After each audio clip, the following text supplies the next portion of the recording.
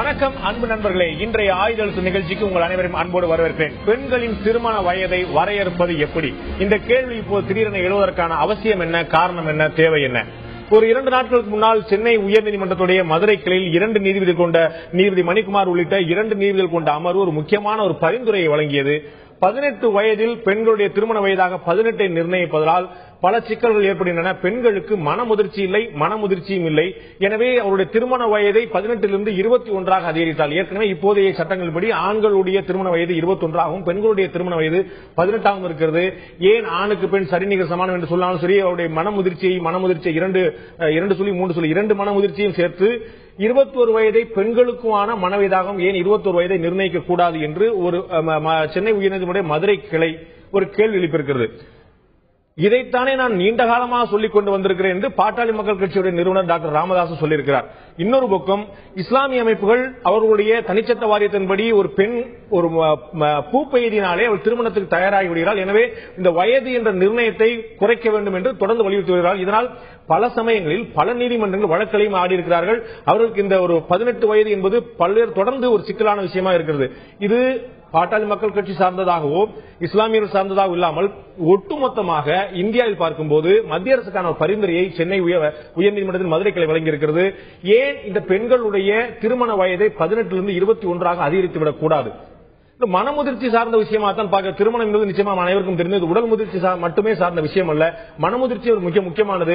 18 வயதில் இளம் பெண்கள் ரொம்ப சுலபமாக ஆண்களிடம் ஏமாற்றக்கூடிய ஆண்களிடம் ஜாதி, மதம், இனம், கல்வி, படிப்பு, தொழில் இது போன்ற பல்வேறு விஷயங்களில் கவனம் செலுத்த முடியாமல் வெறும் ஒரு இன்ஃபாக்சுவேஷனால் ஒரு ஈர்ப்பினால் ஏமாந்துகிறார்கள் என்ற பல கவலைகளை நீதிமன்றமும் பாட்டாளி மக்கள் கட்சியும் பல்வேறு தரப்பினர் தெரிவிக்க, மறுபுறம் பூ பெய்து விட்டாலே அவருடைய மனமுதிர்ச்சி வந்து விடுகிறது. இது போன்ற குழப்பங்கள் தேவையே என்ற கேள்வி எழுகிறது. அடிப்படையான ஒரு கேள்வி. இன்று உலகத்திலேயே மிகப்பெரிய எதிர்பார்ப்பை ஏற்படுத்தியிருக்கக்கூடிய அமைதிக்கான நோபல் பரிசை 17 வயது நிரம்பிய மலாலாவால் பெற முடியும் என்றால் 18 வயதுக்கு கீழ் இருக்கக்கூடியவர்களால் ஏன் ஒரு திருமணத்துக்கான ஒரு முடிவை, சரியான முடிவை எடுக்க முடியாது என்ற ஒரு பிரதானமான கேள்வி எழுகிறது. இதை பற்றி தான் இன்றைய ஆயுதெழுத்து நிகழ்ச்சியில் விவாதிக்க இருக்கிறோம். பெண்களின் திருமண வயதை வரையறுப்பது எப்படி? இதை பற்றி தான் இந்த நிகழ்ச்சியில் விவாதிக்க இருக்கிறோம். இந்த நிகழ்ச்சியில் பாட்டாளி மக்கள் கட்சியை சேர்ந்த முன்னாள் எம்பி டாக்டர் செந்தில் அவர்கள் நம்மோடு இணைகிறார். அதுபோல இளம்பெண்கள் தரப்பில் கயல்விழி நம்மோடு இணைகிறார். அதேபோல இந்திய தேசிய லீக் கட்சியை சேர்ந்த திரு நிஜாமுதீன் அவர்கள் நம்மோடு இணைகிறார். உங்கள் 3 பேரும் நிகழ்ச்சிக்கு வரவேற்க நண்பர்களே. நான் முதல்ல இளம்பெண்கள் மற்றும் இந்திய பெண்களுடைய ரெப்ரசன்டேட்டிவா ஒரு பிரதிநிதியா நான் கயல்விழிட்டு ஆரம்பிக்க விரும்புறேன். உயர்நீதிமன்றம் ஒரு சட்டத்தை கொண்டு வரல, ஒரு உத்தரவை பிறப்பிக்கல, ஒரு பரிந்துரையை தான் கொடுத்திருக்கு. இதுவரைக்குமான திருமண வயது 18 இருக்கிறது. 21 அதிகரித்தால் நிறைய நல்ல விஷயங்கள் நடக்கும் என்று நீதிமன்றம் கருதுகிறது. இது அதிகாரப்பூர்வ வரம்பாக 18 21 ஆக்கணும். நீங்க எப்படி நினைக்கிறீங்க? இத நான் எப்படி பாக்குறேன், இந்த ஏஜ் குரூப்ல இருக்கிற ஒரு பெண்ணா நான் இதை எப்படி பாக்குறேன் அப்படின்னா, ஒரு அர்பன் ஏரியாஸ்ல ஒரு வாய்ப்பு கிடைக்கிற பெண்கள் யாருமே, பெரும்பாலான ஒரு சிட்டி பிராட் பெண்கள் யாருமே ஒரு 18 வயசுல கல்யாணம் பண்ணிக்கிறது இல்ல. பெரும்பாலானவர்கள் படிக்கணும், அதுக்கு மேல காலேஜோ இல்ல வேலையோ அவங்களோட கரியர் ஓரியன்டா அவங்க அதை கான்சென்ட்ரேட் பண்ண ஆரம்பிச்சிடுறாங்க. சில இடங்கள்ல பெண்கள் மீது இது போர்ஸ்ஃபுல்லா கொடுக்கப்படுற இடங்கள்ல அவங்களுக்கு இது தப்பா ஆயிடுமோ அப்படிங்கிற பயத்தினால நீதிமன்றம் சொன்னது ஒரு தரப்புல இருந்து பார்த்தா நியாயமா இருக்கலாம். ஆனா ஒரு விதத்துல இருந்து யோசிச்சு பார்த்தா ஒரு மெச்சூரிட்டி அப்படிங்கறது, ஒரு பியூபர்ட்டியோ மெச்சூரிட்டி உடல் சார்ந்த முதிர்ச்சி ஒரு 12 வயசுலயோ 13 வயசுலயோ ஒரு பெண்ணுக்கு வந்துரும் போது அதற்கு பிறகு திருமணம் அப்படிங்கிற ஒரு விஷயத்தை 21 வயசு வரைக்கும் தள்ளி போடுறது அப்படிங்கறது எந்த அளவுல அவங்களுக்கு நீங்க சொல்ற மாதிரி மன முதிர்ச்சி இல்லாம கூட இருக்கலாம். ஒருவேளை அவங்களுக்கு அது தேவையாக இருக்கும்போது அது அவங்க எப்படி எதிர்கொள்றாங்க. இது சில நேரங்கள்ல லிவ் இன் ரிலேஷன்ஷிப்ஸ் மாதிரியான விஷயங்களுக்கு திருமணத்தை தவிர்த்து வேற எப்படி இவங்க இந்த ரிலேஷன்ஷிப்ஸ் எதிர்கொள்ளலாம்ன்ற மாதிரியான யோசனைகளுக்கு அவங்களை தள்ளிருமோ அப்படிங்கிற பயம் எனக்கு இது பயம் இல்ல, இது ஒரு தாட்டாவும் எனக்கு இருக்கு. பயங்கரமான விஷயத்த முதலே அடிச்சுட்டீங்க. இதனாலதான் அவங்க பக்கத்துல 2 பேருமே இதை கடுமையா எடுத்துட்டே இருக்கிறாங்கன்னு சொல்லி நம்ம சொல்லலாம். உங்களுக்கு பெண் ஒரு பூ பெய்திய பிறகு அவளுடைய உடல் தேவையை பூர்த்தி செய்வதற்கு 21 வயது வரை காத்திருக்க வேண்டும் என்பது வேறு மாதிரியான கவலைகளை அவருக்கு ஏற்படுத்தலாம். அவருடைய தேவை எப்படி பூர்த்தி செய்வான்னு சொல்றீங்க. அதனாலதான் சீக்கிரமே திருமணம் செய்து கொள்ளணும் அப்படின்னு சொல்லிட்டு திரு நிஜாமுதீன் அவர்கள் சொல்றாங்கன்னு நினைக்கிறேன். அதாவது திருமணம் என்பது உடல் சார்ந்த விஷயம் மாற்றமல்ல, உடல் சார்ந்த விஷயமும் கூட, மனம் சார்ந்த விஷயமும் கூட. சோ உடலும் தகுதி பெற்றிருக்க வேண்டும், மனமும் தகுதி பெற்றிருக்க வேண்டும். இது மனிதனுக்கு மனிதன் வேறுபடுகிறது. எல்லாருக்கும் பொண்ணுங்க 13 வயசுல வயசுக்கு வருது, சில பொண்ணு 9 வயசுல வயசுக்கு வருது, சில பொண்ணு 14 வயசுல வயசுக்கு வருது, சில பேர் 18 வயசுல வயசுக்கு வராங்க. சோ இதை ஒரு ஏஜ்னு வச்சு தடுக்கிறதை விட அவர்கள் மனமும் உடலும் சரி வந்து விட்டால் அவர்கள் திருமணத்துக்கு தகுதியானவர்கள் சொல்லி ஏற்கனவே கற்பழிப்பு வழக்குல 18 வயசுக்கு கீழே உள்ளவங்க தண்டனை கொடுக்க முடியாது சொல்லி இப்ப 16 சேர்க்கலாமல் பிரச்சனை வந்துட்டு இருக்குது. ஏன்னா இன்னைக்கு கற்பழிப்புகளிலே அதிகமாக 18 கீழே உள்ள ஆண்கள் தான் அதிகமாக இருந்து ஈடுபட்டு இருக்காங்க குறிப்புகள் சொல்லிக் கொண்டிருக்கின்றன. அதனால வயது என்பது இது போன்ற உணர்வுகளை நிர்ணயிக்கக்கூடிய ஒரு தடையாக அமைந்து விடக்கூடாது. அது உடம்பையும் மனசையும் சார்ந்தது. யாரெல்லாம் உடலாலும் மனதாலும் பக்குவப்படுகிறார்களோ அவர்கள் திருமணம் செய்ய தகுதியானவர்கள் என்றுதான் கொள்ள வேண்டுமே தவிர இப்படி 27 வயசுக்கு 21 வயசுக்கு மேல போனா பெரும்பாலான பெற்றோர்களுக்கு பொறுப்புகள் ஒன்று இருக்கிறது. நான் காலகாலத்தில் பொண்ணை கரசு பாரம்பரியம் மிக்க ஒரு நாடு, பாரம்பரிய பழக்கம் மிக்க ஒரு நாடு. குறிப்பிட்ட வயசுல பெண்ணை கரை சேர்த்து விட வேண்டும், பிறரிடம் ஒப்படைத்து விட வேண்டும் என்ற பாதுகாப்பை நாடுகின்ற ஒரு நாடு. ஆகவே அதற்கு புறம்பாக இந்த சட்டம் மாறிவிடும் என்பதுதான் எனது கருத்து. டாக்டர் செந்தில் ஒரு விஷயம் சொன்னாங்க, இந்த மாதிரி இவங்க ஒரு விஷயம் சொன்னாங்க, நீங்க பாத்துப்பீங்க 13ல இருந்து ஒரு 13 சராசரியா பூ பெய்யக்கூடிய வயசு 13 வச்சுட்டோம்னா திருமண வயது 21 வச்சுட்டோம். 13ல இருந்து 21 வரைக்குமான அவங்களுடைய உடல் தேவைகளுக்கு நீங்க என்ன வழி சொல்ல போறீங்கன்னு டாக்டரா இருக்கக்கூடிய உங்களுக்கும் உங்களுடைய நிறுவன டாக்டருக்கும் இதுல பெரிய முரண்பட்ட கருத்து இருக்கும்னு நினைக்கிறேன். அந்த விஷயத்துல நான் ஆரம்பிக்க விரும்புறேன். நான் சொல்றதுக்கு முன்னால என்னுடைய பிரமிப்பை பதிவு செய்ய விரும்புகிறேன். மருத்துவர் ஐயா அவர்கள் 1989ஆம் ஆண்டு என்னுடைய இயக்கம் துவக்கப்பட்ட போது பூரண மதுவிலக்கு வேண்டும் என்று சொன்ன போது இதெல்லாம் ஒரு விஷயமா பேசுறாருன்னு சொன்னாங்க. பல முறை இது நடக்க முடியாத விஷயம் சொன்னாங்க. 2006களில் தமிழ்நாடு முழுவதும் எல்லா மாவட்டங்களும் பெண்களை வைத்து மாநாடு பண்ணும்போது மதுவிலக்கு முடியாதுன்னு சொன்னாங்க. ஆனா இன்றைக்கு தமிழகத்தில் அத்தனை இயக்கங்களும் பூரண மதுவிலக்கு பத்தி பேசுறாங்க. சமச்சீர் கல்வி பற்றி நாங்கள் பேசிய போது நடக்க முடியாத விஷயம் என்று சொன்னார்கள். தமிழ்நாட்டில் சமச்சீர் கல்வி வந்துவிட்டது. அதே போல 21 வயது வேண்டும் என்று 2012ஆம் ஆண்டு மருத்துவர் ஐயா சொன்னபோது அதுக்கு சாதி சாயம் பூசப்பட்டது, எங்கள் மீது அவதூறு சொல்லப்பட்டது, தவறு என்று சொல்லப்பட்டது. ஆனால் அன்றைக்கு மருத்துவர் ஐயா 21 வயதுதான் திருமண வயது என்பதற்காக என்னென்ன காரணங்களை சொன்னாரோ, அந்த பெண்ணுக்கு தன்னை சுயசார்புள்ளவளாக இருக்க மாட்டாள், கணவன் பிரிந்தால் தான் வேலை செய்து தன்னை காப்பாற்றிக் கொள்ளக்கூடிய நிலைமையில் இருக்க மாட்டாள், அவள் 21 வயதுக்கு முன்பு திருமணம் செய்யப்படும் போது ஏமாற்றும் வாய்ப்பு இருக்கிறது என்று என்னென்ன சொன்னாரோ அத்தனையும் ஒரு நீதிமன்றம், உயர் நீதிமன்றம் சொல்லி இருப்பது எங்கள் ஐயாவுடைய தொலைநோக்கு பார்வைக்கு கிடைத்த ஒரு பரிசாக கருதுகிறேன். அந்த அளவில் நாங்கள் சொல்ல அரசியலாக பார்க்கப்பட்ட விஷயம் இன்றைக்கு ஒரு மிக முக்கியமான சமூக பிரச்சனையாக மாறி சமூகத்தின் கவனத்துக்கு வந்திருப்பது மகிழ்ச்சியை தருகிறது. நாங்கள் சொன்ன 2 கருத்துமே இதில் சொல்வது திருமணம் என்பது உடல் ரீதியான ஒரு தேவைக்கான பதிலா சொல்றாங்க. அது மட்டும் திருமணம் என்பது சொன்னது உடலுக்கு மிகப்பெரிய பங்களிப்பு இருக்கு. உடல் ரீதியா நீங்க திருத்தி விவாதத்தை கோர முடியும் சட்டப்படி. கண்டிப்பா. அப்ப சட்டமே திருமணத்துல உடல் ரீதியான உறவுடைய பங்களிப்பு என்னங்கிறத தீர்மானிக்குது. விவாதத்துக்கு கோரக்கூடிய முக்கியமான காரணத்துல இன்னைக்கு வரைக்கும் உடல் ரீதியான காரணங்கள் தான் இருக்கு. 2 விஷயங்கள் இருக்குது. உடல் ரீதியான தேவைகளுக்கு திருமணத்துக்கு வெளியும் செய்து கொள்ளலாம், திருமணம் மட்டும் தேவையில்லை. திருமணம் என்பது நீங்க சொல்லக்கூடிய இந்திய கலாச்சாரம், பண்பாடு, நாகரிகம், பழக்க வழக்கம் இதெல்லாம் சார்ந்து வரும்போது கல்யாணம் திருமணத்துக்கு வெளியே இது சுலபமான விஷயம் அல்ல, வழக்கமான விஷயம் அல்ல, சேஃப்டியான விஷயம் அல்ல. 5000 ஆண்டுகளாக உலக வரலாற்றிலே இருக்கின்ற மிக உறுதியான ஒரு சமூக அமைப்பு குடும்பம் என்பது. இந்த குடும்பம் என்பது நியூக்ளியர் ஃபேமிலி சொல்லி இந்த அமைப்பு 5000 ஆண்டுகளாக இருக்கிறது. ஐக்கிய நாடுகள் சபை 1994 குடும்ப ஆண்டாக அறிவித்து 20 வருடமா குடும்பத்தை பற்றி அவசியத்தை சொல்லிக் கொண்டிருக்கிறது. 2014 உலக குடும்ப ஆண்டு தான். அப்படி பார்க்கும்போது குடும்பம் மிக முக்கியமான ஒரு அமைப்பு. அந்த அமைப்பின் சரிபாதி 50 விழுக்காடு ஒரு பெண். அந்த பெண் அந்த குடும்பத்தை தலைமை தாங்கி பொறுப்பெடுத்து தனக்கு பிறக்கிற குழந்தையை பார்த்துக் கொண்டு, அந்த குழந்தைக்கு உடல்நிலை சரியில்லை என்றால் பார்த்துக் கொண்டு, நாளைக்கு கணவன் ஒருவேளை காயப்பட்டோ அல்லது வேறு காரணத்தோ வேலை செய்ய முடியும் என்றால் தானே வேலைக்கு சென்று சுயசார்புள்ள ஒரு பெண்ணாக மாறிய பிறகுதான் அந்த நிறுவனத்தை அமைக்க வேண்டும் என்பதுதான் என்னுடைய கோரிக்கை. அந்த வயதை எத்தனை வயசுல அடைய முடியும்? 21 வயசுல எல்லா பெண்களுக்கு ஒரு விவாதத்தோ ஒரு விதையாரதோ இல்லாட்டி ஏதாவது ஒரு துன்புய சம்பவம் நடந்துச்சுன்னா அவங்களால ஹேண்டில் பண்ண முடியுமா அப்படிங்கிற ஒரு கேள்வி எழுது. இதை தாண்டி இன்னொரு விஷயம் இருக்குது. இந்த 21 வயதா 18 வயதா சென்னை நகர்ப்புறமா கிராமப்புறமா பெண்ணுடைய திருமண வயது எவ்வளவு என்பதை யார் நிர்ணயிப்பது? சமூகமா, பெற்றோர்களா, அந்த பெண்ணேவா அல்லது சட்டமா? பெண்களின் திருமண வயதை வரையறுப்பது எப்படி என்ற தலைப்பில் இன்று ஆயுதத்தில் விவாதித்துக் கொண்டிருக்கிறோம். அதற்கான காரணம் சென்னை உயர்நீதிமன்றத்துடைய மதுரை கிளை பெண்களுடைய திருமண வயது 18 இருப்பதால் பல்வேறு சிக்கல்கள் இருக்கின்றன.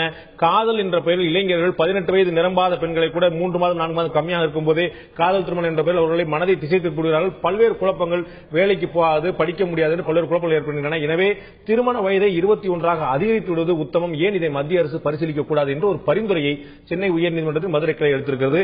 இது எவ்வளவு தூரம் சாத்தியம், எவ்வளவு எவ்வளவு தூரம் அவசியம் என்ற தலைப்பில் இந்த ஆயுதத்தில் பார்த்துக் கொண்டிருக்கோம். இந்த நிகழ்ச்சியின் இந்த பகுதியில் நம்முடைய எழுத்தாளரும் பேச்சாளரும் பேராசிரியருமான பர்வீன் சுல்தான் நம்முடைய இணைந்திருக்கார். உங்களை இந்த நிகழ்ச்சிக்கு வரவேற்கிறேன். உங்கள்கிட்ட நான் ஆரம்பிக்கிற இந்த நிகழ்ச்சியோட இந்த பகுதி ஆரம்பிக்க விரும்புறேன்.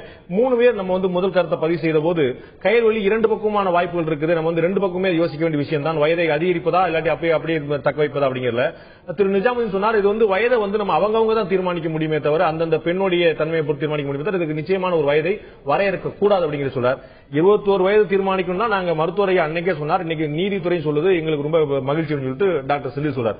உங்களுடைய பார்வையில பெண்களுடைய திருமண வயதை 21ஆக அதிகரிப்பது நிறைய பாதுகாப்புகளையும் நிறைய நல்ல அம்சங்களையும் வளர்க்குமா அல்லது இன்னொரு ஆபத்தாக போய் முடியுமா? நான் இந்த விஷயத்தை இப்படிதான் பார்க்கிறேன். ஒரு கட்சி சார்ந்த ஒரு கொள்கையாகவோ அல்லது ஒரு மதம் சார்ந்த கொள்கையாகவோ அல்லது ஒரு வயது காரணமாக வரக்கூடிய கருத்தாகவோ இதை பார்க்காம மிக ஆழமான நிலையில் ஒரு பெண்களினுடைய சமூக பாதுகாப்பிற்காக அந்த பெண்ணினுடைய வாழ்க்கை பாதுகாப்பிற்கான ஒரு விஷயமா நான் பொதுப்படையா ஒரு பெண் சமூகத்தினுடைய பிரதிநிதியா நின்று இந்த கருத்தை நான் பார்க்கணும்னு நினைக்கிறேன். ஒரு பெண்ணுக்கு 21 வயது அப்படின்ற ஒரு பரிந்துரை மதுரை கிளை அறிவிச்சிட்டு இருக்கிறது அப்படிங்கிறது எங்களை போன்ற சிந்தனையாளர்களுக்கு மிகவும் ஆர்வம் ஏற்படுத்தக்கூடிய வரவேற்கக்கூடிய ஒரு விஷயமா தான் நான் இதை பார்க்கிறேன். என்ன காரணம் என்றால் என்னை போன்றவர்கள் ஏன் இதை வரவேற்கிறார்கள் என்று சொன்னால் ஒரு பெண்ணிற்கான வயது வரம்பு என்பது யார் நிர்ணயிப்பது அப்படின்ற ஒரு விவாதம் இங்க வந்தது. முதல்ல 12 வயதிலே கண்ணகிக்கு திருமணம் நடந்ததாக சிலப்பதிகாரம் பதிவு செய்கிறது. 16 வயது கோவலனுக்கு என்று திருமண நிகழ்ச்சி வயது நிலையில் திருமண நிகழ்ச்சி பதிவு செய்த ஒரு முக்கிய தரவு இலக்கியத்துல நமக்கு சிலப்பதிகாரத்துல கிடைக்குது. ஆனால் 12 வயசுன்னு ஏன் சொன்னாங்கன்னு சொன்னா அந்த காலத்துல பியூபர்ட்டி வயதுக்கு வரக்கூடிய ஒரு ஏஜ் அப்படின்றது 12 இயர்ஸா இருந்தது. ஆனா இன்னைக்கு 8 வயசுல 7 வயசுல 10 வயசுல எல்லாம் குழந்தைகள் பியூபர்ட்டி அட்டன் பண்றாங்க. அதனால எந்த ஒரு விஷயத்தை நாம அப்படியே ஒரே ஒரு நிலையை அப்படியே கண்டினியூ பண்ண முடியாது. காலத்திற்கு ஏற்றவாறு இந்த விஷயங்களை சரியாக அனுமானித்தல் என்பதுதான் ஒரு சமூகத்தினுடைய மிக முக்கியமான கடமை. பூப்பெய்து அந்த காலத்துல சராசரியாக 12-13 இருந்த போது திருமணம் 12-13 நடந்தது. இப்ப பூப்பெய்து வயது குறைந்தால் திருமண வயதும் குறைய வேண்டுமே, அது அதிகரிக்கணும் யோசிக்கிறீங்க. நான் என்ன சொல்றேன், பியூபர்ட்டி அப்படிங்கிற ஒரு காரணம் ஒரு தகுதிப்பாடு மட்டும் திருமணத்திற்கு ஏற்புடையது இல்லை என்பதுதான் இன்றைய சமூக பார்வையாக இருக்கிறது. ஒரு பெண்ணிற்கான உடல் அப்படிங்கிறது தயாராக ஆறது அப்படிங்கிறது அந்த பெண் வயதிற்கு வந்த உடனே திருமணத்திற்கான உடல் அவளுக்கு தயார் நிலையில் இருக்கு. ஆனால் சமூக அளவுல ஒரு குழந்தையுடன் இருக்கக்கூடிய ஒரு குழந்தை, நான் ஒரு கல்லூரியில பேராசிரியரா இருக்கிறேன். 18 வயதுங்கிறது என்னுடைய வகுப்பில முதல் ஆண்டு படிக்கின்ற மாணவி +2 முடிச்சிட்டு வர அவள் ஒரு குழந்தை. சர்வதேச அளவுல சட்டம் குழந்தைகளுக்கான வயது வரம்பை 18ஆக வைத்திருக்கிறது. நாம தான் அதை 14 16 என்று சொல்லுகிறோம். விடலை பருவத்திற்கான வயது ரொம்ப சரியா சொன்னீங்க. 10ஆம் வகுப்புல 11ஆம் வகுப்புல 12ஆம் வகுப்புல பள்ளிக்கூட கழிப்பறையில பிரசவம் பார்த்த மாணவிகள் நம்முன்னே இருக்கிறார்கள். நீங்கள் சொல்லக்கூடிய சென்னை பல்கலைக்கழகத்துல இல்ல, சென்னையில கல்லூரியில, கிராமப்புற கல்லூரியில பார்க்க முடியும் நம்ம. அப்ப அந்த அளவுக்கு அவர்கள் மனரீதியா உடல் ரீதியா தயாராகி டெலிவரி கழிவறையில அவர்கள் பிரசவம் பார்க்கிற அளவுக்கு 9 மாசம் 10 மாசம் வரைக்கும் முத்தி போய் நிக்குது. இன்னும் ஒரு விஷயம் நான் சொல்றேன் உங்களுக்கு, திருமணம் என்பதும் குடும்ப அமைப்பு என்பதும் வெறும் குழந்தை பேரு மட்டும் அல்ல. அது ஒரு நிறுவனம், அது ஒரு சமூக நிறுவனம். அந்த சமூக நிறுவனத்தை வழிநடத்தக்கூடிய ஒரு பெண்ணிற்கான வயது வரம்பு நீங்க சொன்னீங்கன்னா 12 வயசுலயே குழந்தை பெறுவதற்கான தகுதிப்பாடு, ஏன் இப்ப 10 வயசுலயே குழந்தை பெறுவதற்கான தகுதிப்பாடு அந்த குழந்தைக்கு உடல் ரீதியாக சேர்ந்து இருக்கிறது. நான் சொல்றது பாருங்க, அதாவது தகுதிப்பாடு மட்டுமே இல்ல, டெலிவரியே நடக்குதுன்னா திருமணத்துக்கு முந்தைய உறவே சாத்தியமா இருக்குது அப்படின்னா பள்ளிக்கூடத்துல நடக்குதுன்னா எதுக்கு அந்த சம்பவத்தை திரும்ப நான் ஒரு விஷயத்தை சொல்கிறேன், உடலை சார்ந்த ஒரு விஷயமாக மட்டும் திருமணத்திற்கான வயது வரம்பை நீங்கள் பார்க்காதீர்கள். அப்படி பார்க்காமல் இருக்கிறேன் அப்படிங்கறக்காக நான் உங்கள்ட்ட சொல்ல விரும்புறது, பள்ளிக்கூட வயதுல அப்படின்னு சொல்றது வெறும் உடல் ரீதியா இல்ல, உடலுறவு கொள்வதானால் வயதளவு தயாராக சொல்றான். நான் சொல்றது பிரசவம் வரைக்கும் போகக்கூடியது. 10 மாசம் வரைக்கும் அந்த இளம் பெண்ணுக்கு தெரியும் நாம் கர்ப்பமாக இருக்கிறோம் என்று தெரியும், நாம் யாருடன் இருந்தோம் என்பது தெரியும். அத்தனையும் நினைவுல தாங்கி அத்தனை மனதில் வாங்கி இதனுடைய விளைவுகளை பூரா உணர்ந்து பிரசவம் வரைக்கும் செல்கிறார்கள். அது மன முதிர்ச்சி சார்ந்த விஷயம். நீங்க நிலைமையெல்லாம் உணர்ந்து அவள் மன முதிர்ச்சியோடு இருந்திருப்பாள் என்றால் கழிவறையில் போய் பிள்ளை பெற்றுக் கொள்ளக்கூடிய சூழல் இன்றைக்கு இருக்காது. நீங்கள் சமூகத்தில் ஒரு பெண்ணுக்கு எதிராக நடக்கக்கூடிய வன்முறையை அந்த குழந்தை பயன்படுத்தப்பட்டு இருப்பதை, இந்த சமூகத்தில் குப்பை தொட்டியில் குழந்தைகள் போடுவதும் கழிப்பறையில் குழந்தைகளை பெறுவதும் டிராக்குள்ள குழந்தைகளை போடுவதுமான வன்முறை நிகழ்ச்சிகள், சமூகத்திற்கு எதிரான நிகழ்ச்சிகள் நடக்கிறது அப்படிங்கறத ஒரு கருத்தில் கொள்ளாமல் இதுதான் குழந்தைக்கான வயது வரம்பு என்று நிர்ணயிப்பது பெரிய வன்முறையான கருத்தான். நான் பாக்குறேன். இன்னும் ஒரு விஷயம், 38 குழந்தைகளை போடுறவங்க எல்லாம் வந்து 18 வயது கீழே திருமணம் ஆக முடிவு பண்ணிடுறீங்களா நீங்க? இல்லையே, கழிவறையில் பெற்றார்கள் என்று நீங்கள் தானே இப்பொழுது சொன்னீர்கள். 2-3 உதாரணங்கள் 2-3 உதாரணங்கள் என்பது புறநடை. பொதுவாக ஒரு கருத்தியல் ரீதியாக சட்டப்பூர்வமாக சமூகத்திற்கான ஒரு அடையாளமாக இருக்கக்கூடிய சட்டம் பேசப்படுகின்ற பொழுது கழிவறையில் நடக்கக்கூடிய 2-3 குற்றங்களை வைத்துக் கொண்டு நீங்கள் இந்த விஷயத்தை பார்ப்பது என்பது முறையாக இருக்காது என்று நான் கருதுகிறேன். இது வந்து முழுக்க முழுக்க உடல் ரீதியா பார்க்கக்கூடிய தன்மை தான் இதுல தெரியுது. இது மன ரீதியான விஷயம். திருமணம் என்பது உடல் சார்ந்த விஷயம் மட்டுமே அல்ல. அப்படி பார்ப்பது ஒரு பிற்போக்குத்தனமான எண்ணம் அப்படிங்கிற உங்களுடைய விமர்சனம். நாங்கள் அதைத்தான் சொல்றோம். திருமணம் என்பது உடல் ரீதியான விஷயம் மாத்திரமல்ல, மன ரீதியான விஷயம் அல்ல. மன ரீதியாக தயாராகாத 21 வயசை தாண்டியவர்களுக்கு திருமணம் பண்ண முடியுமா? இந்த நாட்டில் சட்டம் இருக்கிறதா? ஒருத்தர் மன ரீதியா தயாராகல, மன வளர்ச்சி கொண்டிருக்கிறாரு, அவர் 21 வயசு தாண்டி விட்டார் என்பதற்காக திருமணம் செய்ய முடியாது. எப்படி உடல் ரீதியாக தயாராகவில்லையோ அவருக்கு எப்படி திருமணம் செய்ய முடியாது? அதனால மன ரீதியாக உடல் ரீதியா திருமணமாகணும், மன ரீதியா உடல் ரீதியா தயாராகணும், மன ரீதியா தயாராகணும் சொல்றீங்க. இந்த சர்டிபிகேட் யார் கொடுப்பா? முதல் பெற்றோர்கள் இருக்கிறாங்க. தன் பிள்ளைக்கு குழந்தை பெற்றுவது திருமணம் முடித்தது தகுதியானவள், இவள் தகுதியானவள், இவனுக்கு மன ரீதியா வளர்ச்சி வந்து விட்டது, உடல் ரீதியாக வச்சிருந்தா பெற்றோர்கள் பிக்ஸ் பண்ணுவார்கள். அந்த பெற்றோர் பிக்ஸ் பண்ணுவாங்கன்னா அது திருமணம் பண்ணிக்க போற பெண்ணுக்கு வந்து இது ரோல் கிடையாதோ? அந்த பெண்ணுக்கு ரோல் உண்டு. அந்த பெண்ணுடைய வளர்ச்சியும் பெற்றோரும் குழந்தையும் சேர்ந்தா ஒரு குடும்பம் என்பது ஒரு பல்கலைக்கழகம், ஒரு நிறுவனம் என்று சொல்லிவிட்டார்கள். தனியா யாரும் பிக்ஸ் பண்ண முடியாது. அந்த குழந்தை இப்போ இந்த தடையினால பயணிப்பது காதல் என்பது விவாதத்துல மறந்துருங்க, விவாதத்துல விட்டுருங்க. நீங்க மனசாட்சியத்தோடு சொல்லுங்க, எத்தனை குடும்பங்கள்ல இந்து முஸ்லீம் கிறிஸ்டியன் எல்லாத்தையும் விட்டுருங்க, எத்தனை குடும்பங்கள்ல பெண்ணின் சம்மதத்தோடு திருமணம் நடக்குது நீங்க சொல்லுங்க. இது இப்ப முஸ்லீம் திருமணங்களை பொறுத்த வரைக்கும் கடைசி நேரத்துல நீங்க அங்க போவாதீங்க, நாங்க அப்புறமா வரேன், நான் வரப்போறேன், அது அப்புறமா வரேன். முஸ்லீம் இந்து கிறிஸ்டியன் எல்லாம் விட்டுருங்க. எத்தனை திருமணங்கள்ல அந்த பெண்ணுடைய கருத்து, அந்த இந்த மணமகன் வேண்டுமா என்ற கருத்து, இன்னைக்கு திருமணம் வேண்டுமாங்கிறது கேட்கப்படுறதே இல்லை. என்னுடைய பார்வையில இந்த மணமகன் வேணுமாங்கிறதா கேட்கப்படுதா? இந்த இந்திய பாரம்பரியத்தில் அப்படி ஒரு நிலைமை இருந்து இப்ப மாறிக்கொண்டு வருகிறது. இப்ப அப்படி இல்ல, முன்ன மாதிரி இல்ல. அதுக்கு பயந்து தானே சார் ஓடி போயிடுறாங்க. நீங்க வந்து யார் தலையாவது கட்டி வச்சிருக்கீங்க தான் ஓடி போயிடுறாங்க. இப்ப இப்படி வச்சீங்கன்னா 18 வயசுல காதல் படிச்சவன கல்யாணம் அவன் 21 வயசு வரை காத்திருக்க மாட்டேன், ஓடி போடுவாங்க. அதிகமாகிவிடும். குறைஞ்சு நீங்க அப்படியே மாத்தி யோசிக்கிறீங்க. இந்த 18 21 ஆகுனா குறைஞ்சபட்சம் 3 வருஷம் எக்ஸ்ட்ரா கேரண்டி அவங்கள்ட்ட இருப்பாங்க. 18 நீங்க சொன்ன மாதிரி கழிவறை குழந்தைகள் அதிகமாகிவிடும். இல்ல 18 நல்லா யோசிச்சு பாருங்க, பாதுகாப்பு இல்லாத ஏற்பட்டு கொஞ்சம் நல்லா யோசிக்கணும். இந்த வழக்கு எப்படி வந்தது? 18 வயதான ஒரு பெண், 18 வயதாகாத பெண் இல்ல, 18 வயதான ஒரு பெண் காதலோடு ஓடி போயிடுறா. அப்ப பெற்றோர் என்ன சொல்றாங்க, 18 வயசு ஆயிட்டாலும் கூட என் பொண்ணுக்கு வந்து அவளை மென்டல் மெச்சூரிட்டி கிடையாது, இவன் ஏமாத்தி கல்யாணம் பண்ணிட்டான், அவன் வந்து என்னோட சேர்ந்து கல்யாணம் செல்லாதுன்னு சொல்லுறாங்க. 17 வயசு கீழே இருந்தா நீங்க கடத்தல சேர்க்க முடியும், புரியுங்களா? அப்ப திருமணம் ஆன விஷயம் 18 வயதுக்கு மேற்பட்ட விஷயம். என்னுடைய கேள்வி, இதை 21 மாதம் உயர்நீதிமன்றம் சொல்ல பாத்தீங்களா? நீங்க சொல்ற கணக்குப்படி இந்த 21 வயது வரை அவர்கள் உங்களோடு இருப்பதற்கான வாய்ப்பு அதிகம். ஏனென்றால் சட்டப்படி திருமண வயது 21 ஆக்கினா அதுக்கு முன்னாடி நடக்கிற திருமணம் செல்லாது, பெண்ணோட சுதந்திரம் பாதிக்கப்படும். அப்ப அந்த பொண்ணு காதல் பண்ணவன நீங்க திருமணம் முடியாது தடுக்கிறதுக்காக கூட வச்சுக்கிறதுக்காக வாய்ப்பு தேடுறீங்க. இப்பதான் இங்கதான் அடிமைத்தனம் வருது. இப்ப பெற்றோர் அந்த குழந்தை எத்தனை பேர் கேட்கறாங்கல்ல, இவன் அந்த காதலை பிடிக்கல அதனால தள்ளி வச்சிடலாம், 21 வருஷத்துக்கு தள்ளி வச்சிடலாம் சொல்லி கொண்டு போயிடுவீங்க. இங்க இந்த பிரச்சனை வருது. உங்களுக்கு காத்திருக்க சொல்றீங்க, உங்களுக்கு தங்க கூண்டு காத்திருக்கிறது சிறையிலேயே இருக்கு. அப்படி அல்ல. அதாவது இப்ப நீங்க சொன்னீங்க, நீங்களே சொன்னீங்க இந்த பொண்ணு மன ரீதியா சரியாகல. மன ரீதியா சரியாகலன்னு சொன்னா பிரச்சனைன்னு வரும்போது வழக்குன்னு வரும்போது கவுன்சிலிங் அனுப்பி பார்க்கலாம். தீர்மானிக்கிறது கோர்ட்டுக்கு போன பிறகு கவுன்சிலிங் டாக்டர் கவர்மெண்ட் மருத்துவத்தை போய் கவுன்சிலிங் பண்ண வேண்டியது அந்த பொண்ணு உடல் ரீதியாகவும் மன ரீதியாக மனத்து டாக்டர். இந்த திருமணத்துல ஒரு பிரச்சனை வந்துருச்சுங்க, வந்ததுனால தான் வந்துருச்சு, நீதிமன்றம் போயிருச்சு. நான் சொல்றேன், ஒவ்வொரு குடும்பத்தில் இருக்கக்கூடிய பெண்ணுக்கும் அவள் மன ரீதியாக தயாராயிட்டா உடல் ரீதியாக தயாராயிட்டா யார் சர்டிஃபை பண்றது? அவங்க பெற்றோர்களும் அந்த பிள்ளையும் சேர்ந்து முடிவு பண்ணுவாங்க. முடிவெல்லாம் மறுப்பதற்கு எத்தனை வழிகள் இருக்கிறது. அதை அடிப்படை கல்வியிலேயே போதிக்க வேண்டியது தானே. அந்த அடிப்படை கல்வியும் அந்த சுதந்திரம் தான் வந்து காதல் திருமணம் நோக்கி இட்டு செல்றது. ஆமா டாக்டர் செந்தில், உங்களுக்கு உடன்பாடு இருக்குமா? அவர் சொன்ன வந்து பெண்களை வந்து சுதந்திரமா வைக்கணும் அப்படின்னா முதல் விஷயம், இந்த சுதந்திரம் அப்படிங்கிற வார்த்தையுடைய முதல் விஷயம் காதல். காதல் அப்படிங்கிறதுடைய எழுதப்படாத ஒரு சட்டம் பெற்றோருடைய சம்மதம் இல்லாமல் இருப்பது. அப்ப அதுக்கு வயசு வந்து தெரியுது. பெற்றோர்கள் சரியில்லை. முக்கியமான ஒரு கருத்தை நீங்கள் அறிய விரும்புகிறீர்கள். ஒரு பெண்ணுக்கு மனமுதிர்ச்சி அடைந்து விட்டதா என்பதை தீர்மானிப்பது யார் என்ற விவாதம் திரும்ப திரும்ப இந்த கேள்வி செந்தில் பண்ணுவாரான்னு எனக்கு தெரியல. அதை தீர்மானிக்க வேண்டிய சமூகம். இன்றைக்கு சமூக அமைப்புல சமூகம் பெண்கிட்ட விட்டுட்டு வரேன், பெண்கிட்ட விட்டுட்டு பெற்றோர்கிட்ட விட்டுட்டு இப்ப சமூகத்துக்கு கொண்டு போறீங்க. இல்ல, ரெண்டு விஷயம். ஒரு சமூக அமைப்புடைய கடமை என்னன்னா, எந்த வயதில் பள்ளிக்கூடத்துக்கு போக வேண்டும், எப்பொழுது திருமணம் செய்ய வேண்டும், எப்பொழுது வாக்களிக்க வேண்டும் என்பதை சமூகம் முடிவு செய்ய வேண்டும். இதை எப்படி சொல்லக்கூடிய சமூகம் சட்டமா? சமூகம் என்பது சட்டத்தின் வாயிலாக செயல்பாடு. சமூகம் சொல்றீங்களே, அது எது முதல்ல தெரிஞ்சு? சொசைட்டி என்ற வார்த்தைங்க அரசாங்கம் நினைக்கலாம். நீங்க என்ன நினைக்கிறீங்க? நான் தெரிஞ்சுக்கிறேன். நான் அரசாங்கம் சட்டம். நீங்க சட்டம் ஒரு கடுமையான வார்த்தையா தென்படுது. சட்டம் என்பது சம்பந்தம் இல்லாத போட்டு போர்ஸ் பண்ற ஒரு எண்ணத்தோடு நீங்க சொல்றீங்க. அப்படி இல்ல, நாம் நமக்காக உருவாக்க வேண்டிய சட்டம் என்ற அளவில் நான் பேசுகிறேன். அந்தந்த சமுதாய தலைவர்கள், அந்தந்த ஜாதி தலைவர்கள் தப்பா சமுதாயம் நீங்க வேற மாதிரி போறீங்க.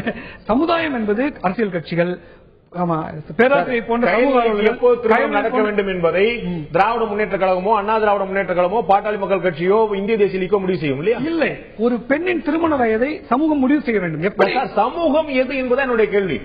சமூகம் என்பது சமூகத்தில் இருக்கிற அரசியல் அமைப்பு. அரசியல் அமைப்பு என்பது அரசாங்கம் தான். ஆனா அரசாங்கம் நீங்க எப்படி சொல்ல வரீங்கன்னா, அரசாங்கம் என்பது கடுமையான சட்டத்தின் மூலம் நிறைவேற்ற வேண்டும் என்று கேட்டால் அப்படி இல்லை. இல்ல, பேராசிரியை போன்ற மக்களுடைய கருத்துக்களை, கயல்வரின் கருத்துக்களை கேட்டு அதற்கான ஒரு கொள்கை முடிவு அரசாங்கம் எடுக்க வேண்டும். அப்படி பார்க்கும்போது அதைத்தான் இன்னைக்கு உயர்நீதிமன்றம் பரிந்துரையா கொடுத்திருக்கு. இப்போ 4 பேர் கேட்கிறாங்க, உங்களுக்கு தெரியுமா, சமூகத்தில் எல்லா அங்கங்களும் பதில் சொல்ல வேண்டும். ஒரு குறிப்பிட்ட ஒரு மதத்துடைய கருத்தாக நண்பர் சொல்ல விரும்பினா அந்த கருத்தை கேட்க வேண்டும், அல்லது ஒரு குறிப்பிட்ட அரசியல் கட்சியின் கருத்தை கேட்கணும். நாங்களும் கருத்தை சொல்றேன். ஒரு தனி மனிதனா எனக்கு வயது, பக்குவம், படிப்பு, அறிவு, வேலை எல்லாமே எனக்கு தேவையான வயசுல வந்துருச்சு. நான் காதலிக்கக்கூடிய பெண்ணுக்கு, திருமணம் செய்து நினைக்கிற பெண்ணுக்கும் அதே எல்லாமே வந்துருச்சு. அந்த பொண்ணு நினைக்கிறது, நான் நினைக்கிறது 16 வயசுல வந்துடுறேன், 18 வயசுல வந்துடுறேன். நீங்க சொல்றபடி 21 வயசுல 20 வயசுல வந்துருது. என்ன செய்யுது? 20 வயசுல நீங்க திருமண வயது 21 உயர்த்துறது உங்களுடைய கருத்து. நீங்க சொன்னீங்க டாக்டர் அன்னைக்கே தொலைநோக்கு பார்வையா பார்த்தா சொன்னீங்க. 21 வயசுல திருமணம் சொல்லி நீங்க முடிவு பண்றீங்க. 20 வயசுல ஒரு பெண் வேலைக்கு போயிடுறா, விவரமாயிரா, கெட்டிக்காரியா வந்துடா, சொந்த கால நிக்க முடியுது, எல்லாம் நடந்துருது. நம்ம சொன்ன ஒரு மலாலா மாதிரியான ஒரு பெண்ணுக்கு இருக்கக்கூடிய மென்டல் மெச்சூரிட்டி நம்ம பாக்குறோம். சின்ன பொண்ணு பள்ளிக்கூடத்துல படிக்கும்போது அவ்வளவு பெரிய மென்டல் மெச்சூரிட்டி பாக்குறோம். அவ்வளவு துணிச்சல், தலிபான்கள் முன்னாடி நான் தான் மலாலா சொல்லக்கூடிய துணிச்சல் பாக்குறோம். அப்ப அவளுக்கு இருக்கக்கூடிய ஒரு மென்டல் மெச்சூரிட்டி இன்னொருத்தர் நீங்க தேட வேண்டியல. திருமண வயது சொல்லி கல்யாணம் பண்ணிடலாமா? இன்னைக்கே 17 தான், சுடப்பட்ட போது இன்னும் கம்மி. அப்ப அவ்வளவு மென்டல் மெச்சூரிட்டி இருக்கு சொன்னா திருமணம் பண்ணிக்கலாமா? இல்ல, நான் இது உங்க இந்த கேள்வி இன்னும் கடுமையா, ஒரு 10 வயது பையன் சொல்றான், எனக்கு அதுக்கு பொறுப்பு இருக்குது. எனக்கு சமயத்துல 10 வயது பையன் MBBS எழுதியதாக கதை இருக்குது. 10 வயது பையனுக்கு அதிக அறிவு இருக்குது. 10 வயது பையன் MA எழுதியதாக வரலாறு இருக்குது. அப்ப அந்த பையனுக்கு கல்யாணம் பண்ணலாமா? அவன் பண்ணிட்டா நம்ம என்ன செய்ய முடியும்? அவன் கல்யாணம் பண்ண சமூகம் என்ற அமைப்பே இருக்க வேண்டியதில்லைங்க. சமூகத்து அமைப்புக்கு முக்கியமான கடமைகள் இருக்குது. ஒரு 5 வயது பெண் குழந்தை பையன் MA எழுதலாம், 10 வயசு பையன் கார் ஓட்டலாம், 10 வயசு பையன் கம்ப்யூட்டர் எழுதலாம். அவன் திறமையா இருந்தா கல்யாணம் பண்ணிக்கலாம். நம்ம என்ன செய்ய முடியும்? இதெல்லாம் சாத்தியமா? இதுக்கெல்லாம் வரையறை இருக்கா? ஒரு பேச்சுக்காக நான் விளையாட்டாவதுக்காக சொல்லல. உங்களுக்கு தெரியும், 10 வயது SSLC எழுதணும்னா குறைந்தபட்ச வயது இருக்கு. நம்ம பாத்துருக்கோம். ஒன்னாம் இல்ல, அது மாதிரி அது மாதிரி இல்ல. இந்த விஷயம் தெளிவுபடுத்துறேன். ஒரு பெண் குழந்தைக்கு எந்தெந்த வயதில் என்ன செய்ய வேண்டும் இருக்குது. ஒரு 10 வயது குழந்தை எதை வைத்து விளையாட வேண்டும், 5 வயது குழந்தை எதை வைத்து விளையாட வேண்டும். இவங்க சொன்னாங்க 12 வயது திருமணம் செய்வதையும் இவர்கள் கூட குறிப்பிட்டாங்க. 12 வயதில் உடல் தேவை ஆரம்பிக்குதுன்னு. 12 வயதில் உடல் தேவை ஆரம்பிக்கும் போது அந்த குழந்தைக்கு அதை இன்னும் வளர்ச்சி செய்கிற விதமாக சமூகத்தை அமைப்பு இருக்கணுமா? படி எந்தெந்த வயதுல எதை வச்சு விளையாடணும் நீங்க என்ன சார் தீர்மானிக்கிறீங்க? என்னுடைய கேள்வி. இல்ல, என்னுடைய வீட்டுல இருக்கக்கூடிய 2 பெண்கள்ல ஒரு பெண் கம்ப்யூட்டர் வச்சு விளையாடுது, இன்னொரு பொண்ணு சாதாரண வீடியோ கேம்ஸ் விளையாடுது, இன்னொரு பொண்ணு சாதாரண டால் விளையாடுது, வெளியே போய் விளையாண்டு இருக்கு, பசங்களோட விளையாடுது, பிள்ளைகள் விளையாடுது. இது அவரவர் விருப்பம், அவரவர் சூழ்நிலை, அவரவர் வயது சார்ந்த விஷயமா, இல்லாட்டி டாக்டர் செந்தில் தீர்மானிக்கிற விஷயம்? நான் வருத்தமான ஒரு செய்தி சொல்ல விரும்புறேன். உங்கள் குழந்தையை நீங்க கொஞ்சம் சரியாக வளர்க்காத போல் தோன்றுகிறது. நீங்கள் ஒரு சைல்ட் சைக்கிஸ்ட போயிட்டு என்ன மாதிரி விளையாட்டுகள் குழந்தையோட அறிவை, சிந்தனை திறமையை, சமூக ஆர்வத்தை உண்டாக்கும், எத்தகைய புத்தகங்கள் படிக்க வேண்டும் என்று வயதுக்கு ஏற்பட்ட விளையாட்டையும், வயதுக்கு ஏற்ற புத்தகங்களையும், வயதுக்கு ஏற்ற பொழுதுபோக்களையும் உருவாக்குவது தந்தையோட கடமை. குழந்தை விரும்புகிற பொழுதுபோக்கை நம்ம அனுமதிப்பது தவறு. எனக்கு ஒரே ஒரு விஷயம் நான் சொல்ல வேண்டியது இருக்கு. இப்படி இந்த சமுதாயம் முடிவு பண்ணணும், இந்த ஜெனரலைசேஷன் ஒண்ணு பண்ணணும் அப்படிங்கறதோட விளைவு எப்படி இருக்குன்னா, இப்ப நானே இந்த வயசு, இந்த ஏஜ் குரூப்ல இருந்து இப்ப நான் வெளியில போனேன்னா 23 வயசு ஆயிடுச்சா, காலேஜ் முடிச்சிட்டாளா பாப்பா, அடுத்து எப்ப மாப்பிள்ள பாக்க ஆரம்பிக்கிறீங்க, இந்த கேள்வி பாத்தீங்களா, இன்னும் பாக்கலையா, அப்ப ஏதாவது பிரச்சனையா, இல்ல அவங்க அப்பா அம்மா இன்னும் அதுக்கு சேர்த்து வைக்கலையோ, பணம் சேர்த்து வைக்கலையோ, இப்படி பொண்ணு மேலயும் அப்பா அம்மா மேலயும் எங்க அம்மாவே இப்ப ஒரு கான்ஸ்டன்டான பதில் ரெடி பண்ணி வச்சுட்டாங்க. இல்லங்க அவ மேல படிக்க போறா, எனக்கு நிஜமாவே மேல படிக்கிற ஐடியாவே கிடையாது. ஆனா உணர்வுகளை புரிஞ்சுக்க மாட்டாங்க வீட்டுல. நீங்க வேற, எனக்கும் திருமணம் வேண்டான்ற எண்ணத்துல இருக்கு. இது எங்க அப்பாவுக்கும் அம்மாவுக்கும் புரிஞ்சிருக்கு, எனக்கும் புரிஞ்சிருக்கு. ஆனா இந்த சமுதாயத்துக்கு பதில் சொல்ல வேண்டிய கட்டாயத்துல என் அப்பா அம்மா தொடர்ந்து தள்ளப்பட்டுக்கிட்டே இருக்காங்க, பெண்களும் தொடர்ந்து தள்ளப்பட்டுக்கிட்டே இருக்காங்க. அப்போ இது எல்லாத்துக்குமான ஒரு வரையறைய ஏன் சமுதாயம் தொடர்ந்து ஜெனரலைஸ் பண்ணணும்னு நினைக்கிறாங்க? ஏன் 23 வயசுல கல்யாணம் பண்ணிதான் ஆகணும், 25 வயசுல கல்யாணம் பண்ணிதான் ஆகணும் அப்படிங்கறத தொடர்ந்து சமுதாயம் ஏன் ஜெனரலைஸ்? வயிற்றுல ரொம்ப நாள் நெருப்பு கட்டிட்டு இருக்க முடியாது. அதுதான் ப்ராப்ளம். உங்களுக்கு 23 வயசு ஆகலாம், 25 வயசு ஆகலாம், மேல படிக்கலாம், மேல படிக்கலாம், PhD படிக்கலாம், படிப்புக்கு எல்லையே கிடையாது, கல்பனா சாவ்லா ஆபரேஷன் சொல்லலாம், எல்லாமே சொல்லலாம். ஆனா உங்களுடைய தாய் தகப்பன் வந்து எவ்வளவு நாள் உங்களை வச்சிருப்பாங்க?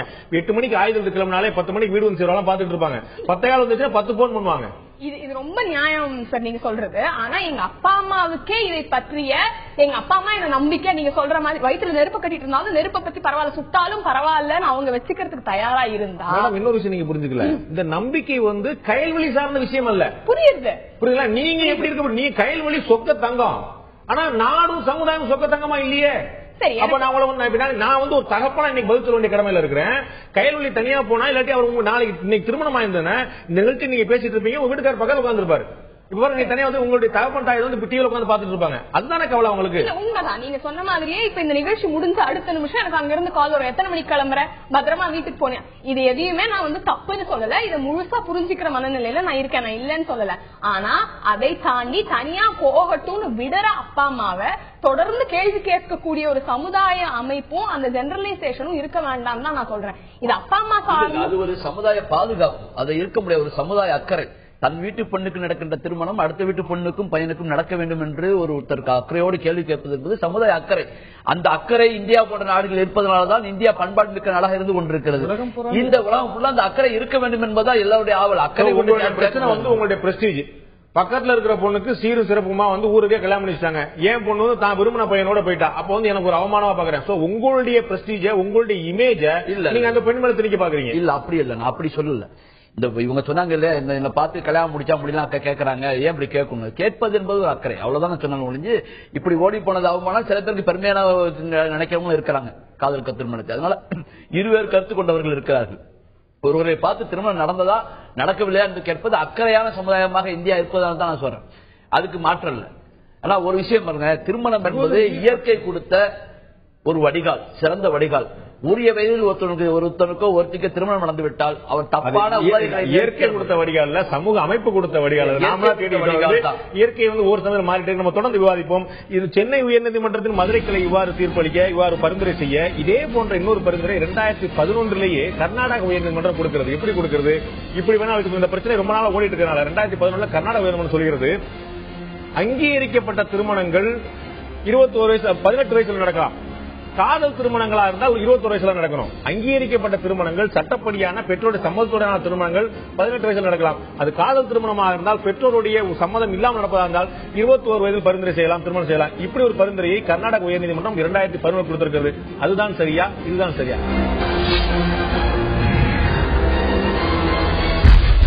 பெண்களின் திருமண வயதை வரையறுப்பது எப்படி என்ற தலைப்பில் இன்றைய ஆயுதல் நிகழ்ச்சி விவாதித்துக் கொண்டிருக்கும். இடைவெளிக்கு முன்னால் சொன்னேன், இது வந்து சென்னை உயர்நீதிமன்றத்தின் மதுரை கிளை வந்து ஒரு பரிந்துரை அளிக்கிறது. ஏன் வந்து பெண்களுடைய திருமண வயதையும் கூட 21 அதிகரித்து விடக்கூடாது, ஆண்களுடைய திருமண வயதை போலவே என்று பரிந்துரை செய்ய கர்நாடக உயர்நீதிமன்றம் 2011 ஒரு புதுமையான பரிந்துரை செய்கிறது.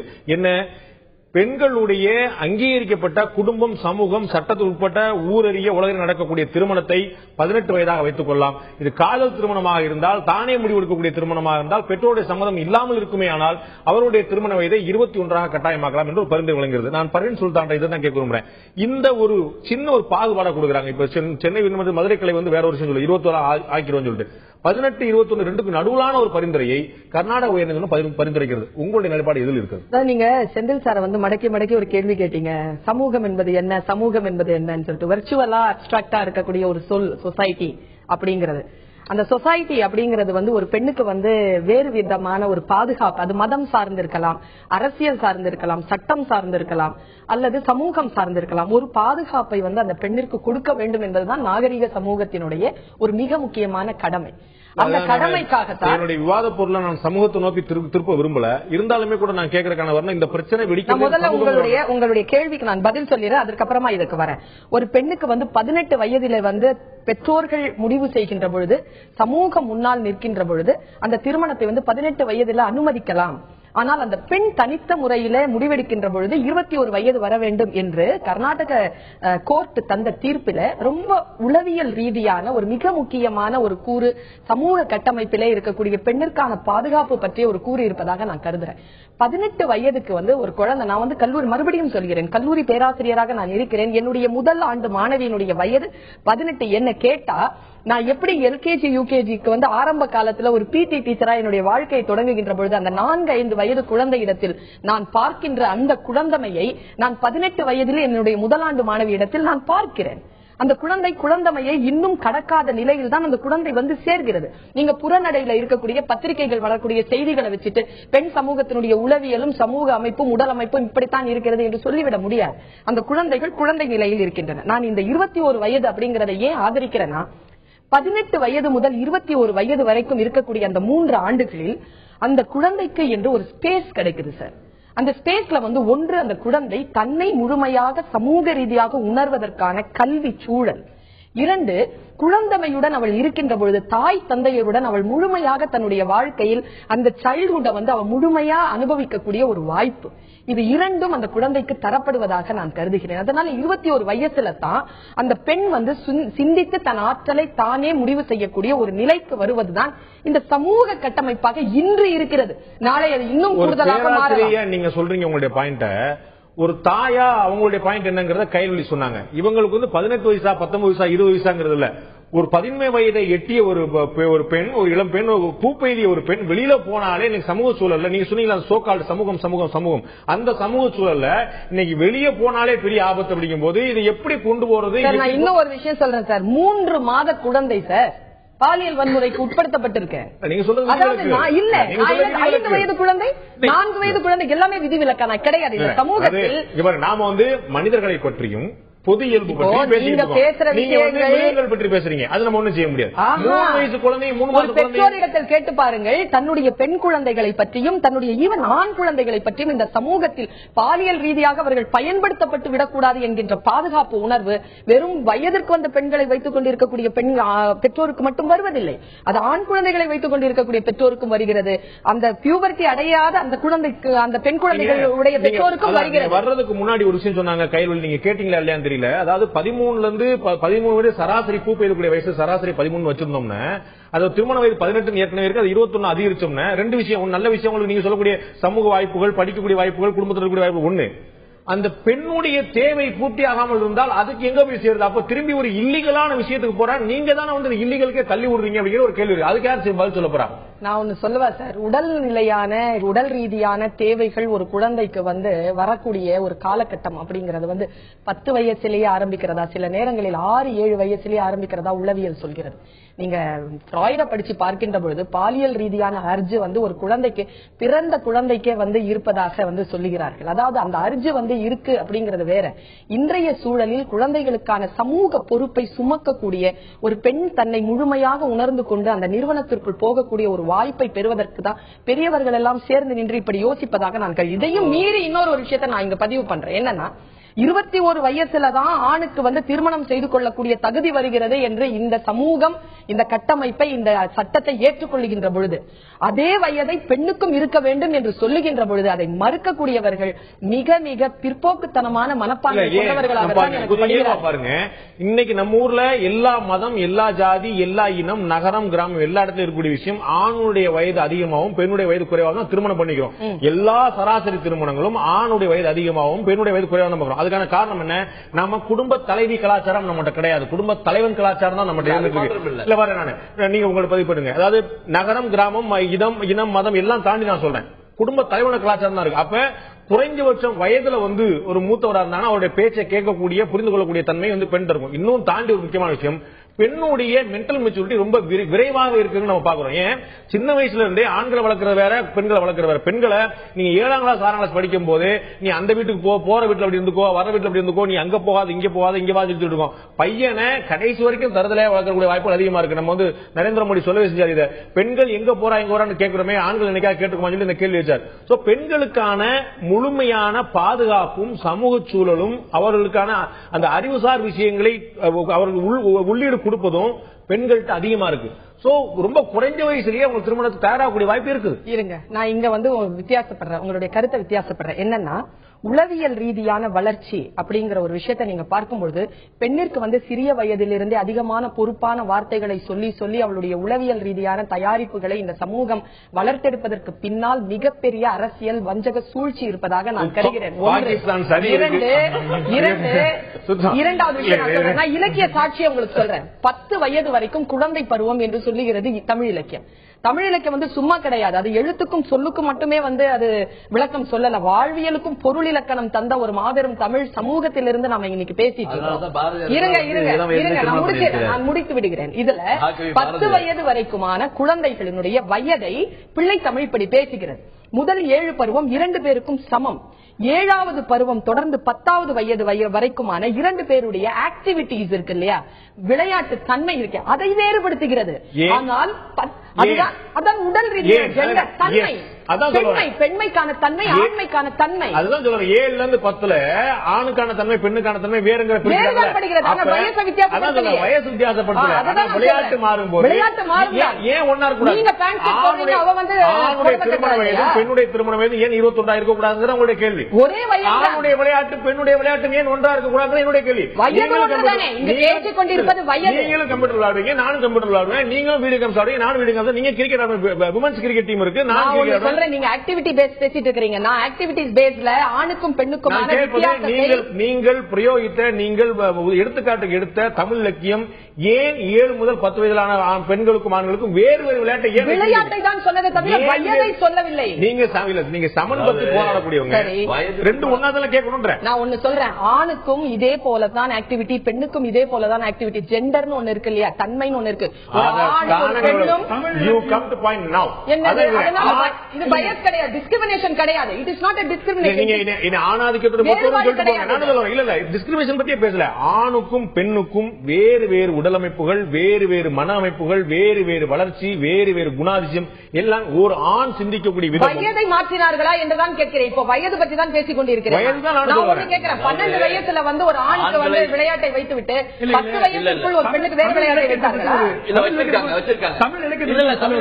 புரட்சி கவிஞர் என்று அழைக்கப்பட்ட பாரதிதாசன் ஒரு பெண்ணுடைய கடமையை சொல்றார்.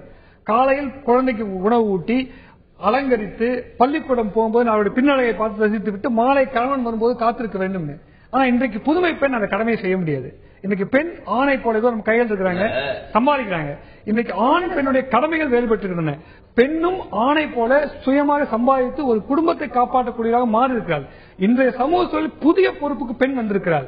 அந்த பெண் ஒரு 21 வயது என்று நாங்கள் 2012 ஐயா சொன்னதுக்கு எப்படி அந்த வயது நாங்கள் முடிவு பண்ணோம்னா, ஒரு இன்ஜினியரிங் கிராஜுவேட் 21 வயசுல முடிக்கிறார், ஒரு கிராஜுவேஷன் 20 வயசுல முடிக்கிறாங்க. நீ எந்த தொழிற்கல்வி பண்ணாலும் 20 வயசு ஆகணும். அவள் வேலைக்கு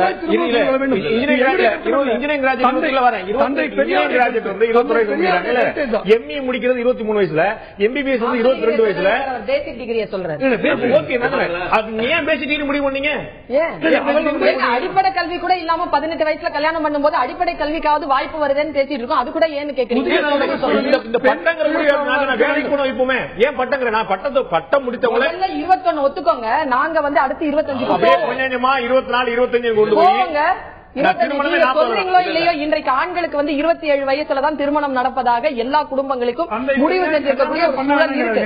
நீங்க சொன்னாலும் சொல்லலனால 23 வயசுலதான் பெண்களுக்கு கல்யாணம் பண்றாங்க. கைப்பிடிச்சிருக்கிறாரு, கைப்பிடிச்சிருந்தா சொல்றீங்களா? கைப்பிடித்தாருன்னா கல்யாணம் பண்ணிருக்காங்க. அப்புறம் நீங்க கைப்பிடிச்சிருக்காரு.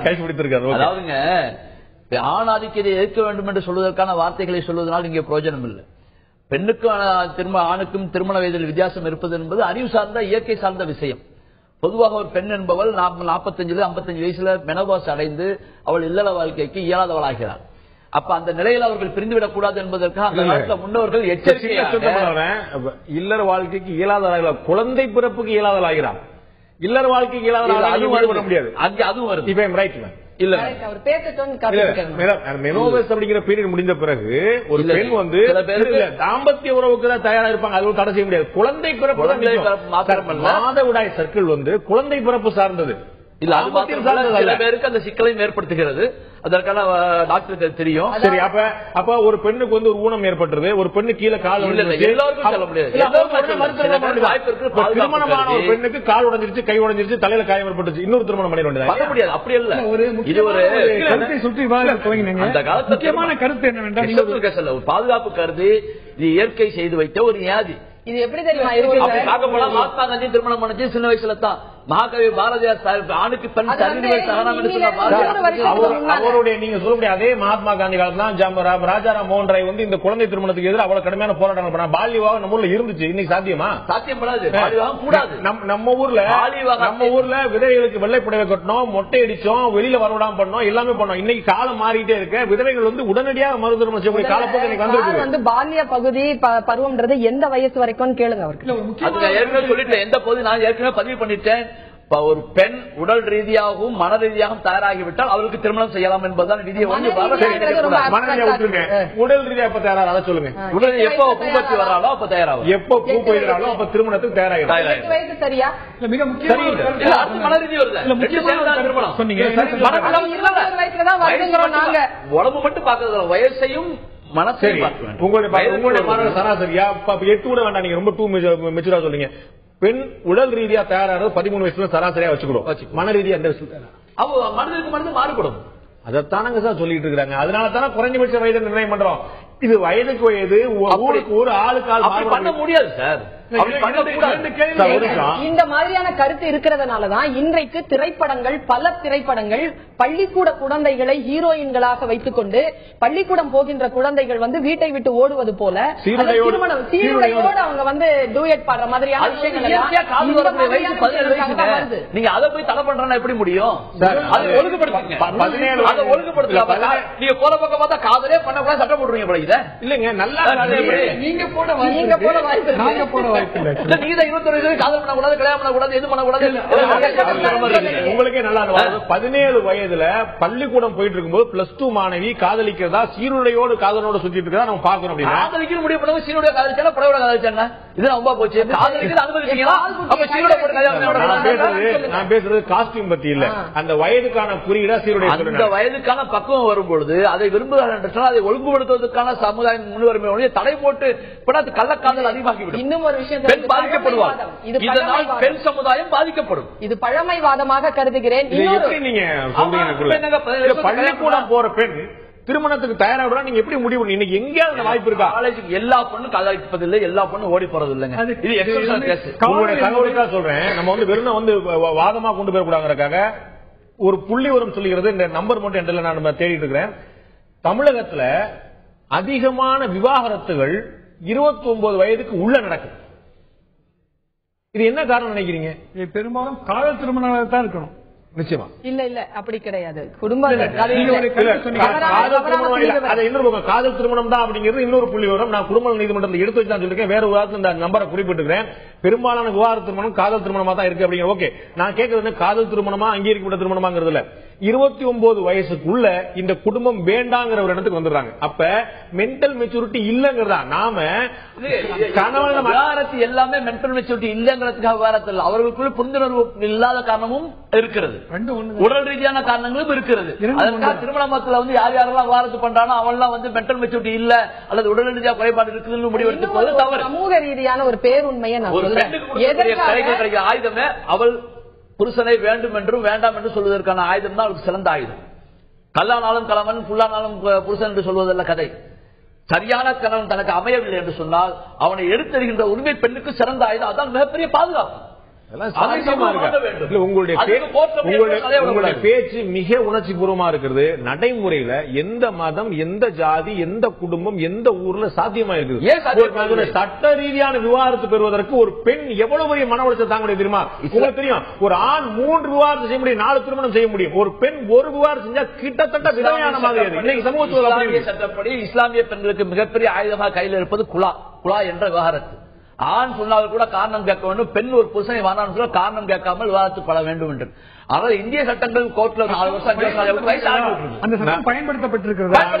அதான் நம்ம வந்து பயன்படுத்தப்படுது. நான் அந்த விவாதத்துக்கு போக வேண்டாம் நினைச்சேன். பட் நீங்க சொன்னால் அந்த விவாதத்துக்கு போல ஒரு சிறிய இடைவெளிக்கு பிறகு இதே நீங்கள் சொல்லக்கூடிய பெண்களுக்கு அதிக சுதந்திரம் கொடுக்கப்பட்டு சொல்லக்கூடிய இடத்துல ஒரு பொது சிவில் சட்டம் வேண்டும், திருமணம் பற்றிய ஒரு தெளிவான பார்வை எல்லோருக்கும் வேண்டும் என்று இஸ்லாமிய பெண்கள் சென்னை பிரஸ் கிளப்ல ஒரு பேட்டி கொடுத்தாங்க.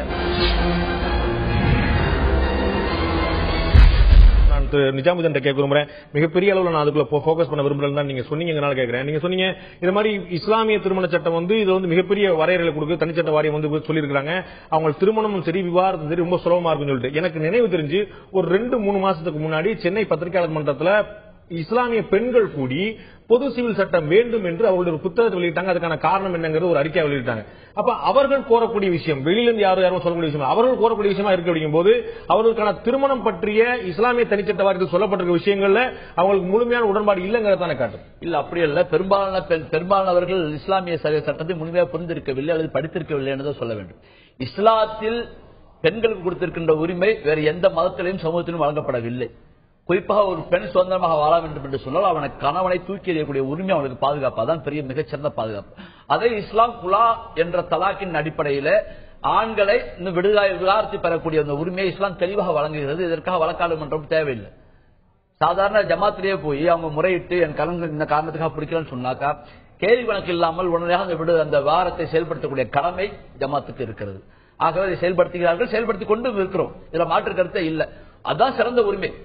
அந்த உரிமை மற்ற சமூகங்களில் மறுக்கப்படுகின்ற காரணத்தினால கோர்ட்டுக்கு போய் அலைஞ்சு 4 வருஷம் 5 வருஷம் இளமையை தொலைச்ச பிறகு அவங்களுக்கு வந்து செப்பரேஷன் கொடுத்து செப்பரேஷன் 2 வருஷம் காத்திருந்த பிறகு அவங்களுக்கு விடுதலை கிடைக்கும் போது விவாதத்து கிடைக்கும் போது அவர்கள் கல்யாண வயது 40-50 வயசு போடுது. இளமையை தொலைத்த பிறகு திரும்ப திரும்ப உங்களுடைய கவலை வந்து உடல் ரீதியான சுத்திட்டே இருக்கும் அப்படிங்கிற என்னுடைய கவலை. 2013 கடந்த ஆண்டு பிப்ரவரி மாதம் அதே கர்நாடக ஹைகோர்ட் வந்து ஒரு விஷயம் சொல்லுது. இதே போல இஸ்லாமியோட திருமணம் பற்றி தான் சொல்லுது. The Prevention of Child Marriage Act was applicable to all communities including Muslims till the girl completed 18 years of age, the age set by the statutory law. She could not get married and this could not be violated by any community.